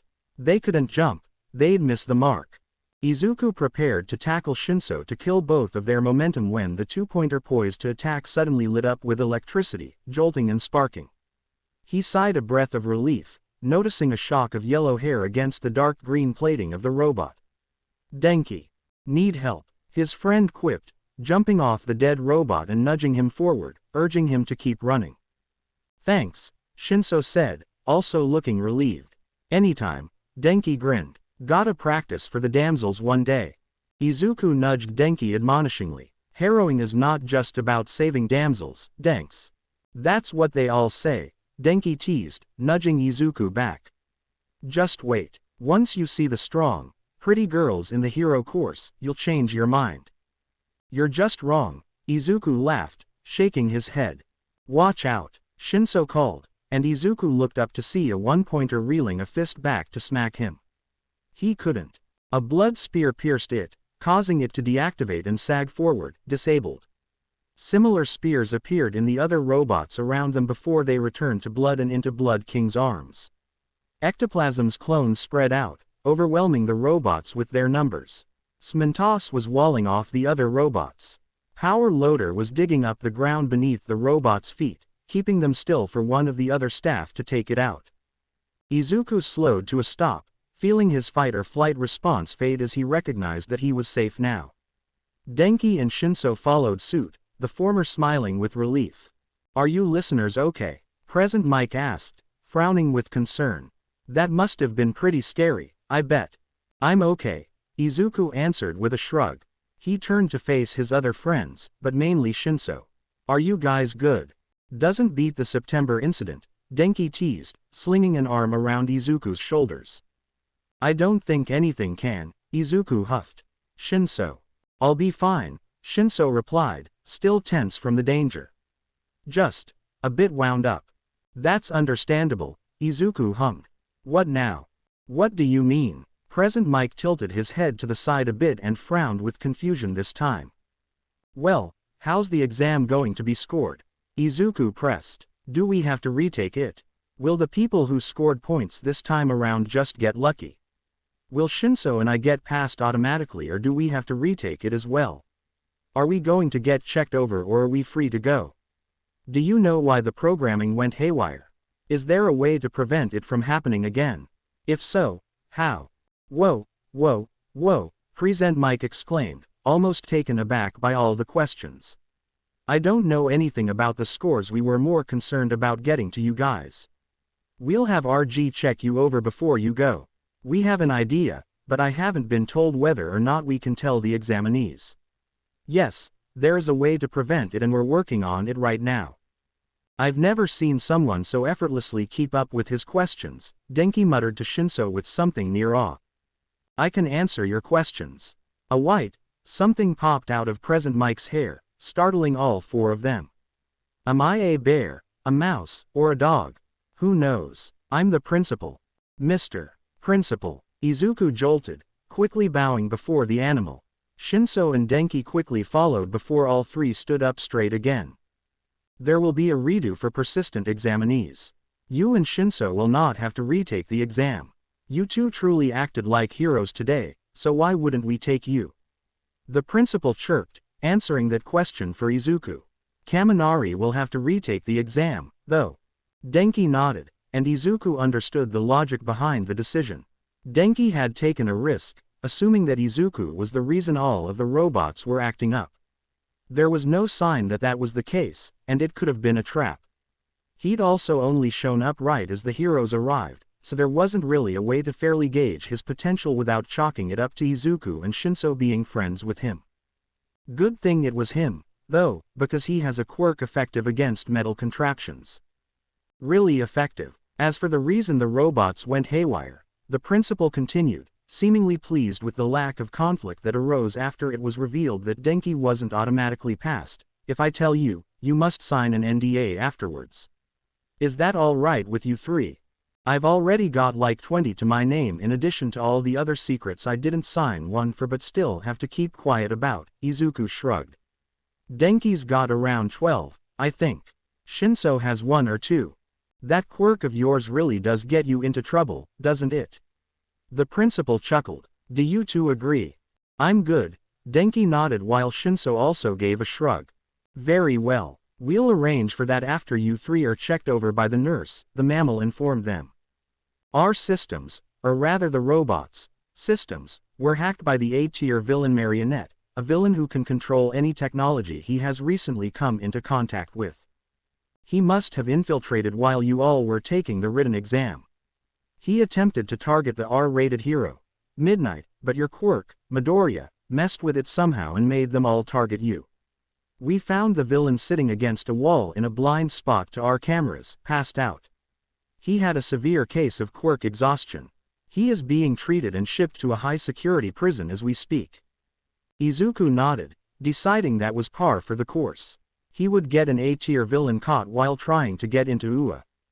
Call me Hitoshi, Shinso, now Hitoshi, said as they walked to the train together.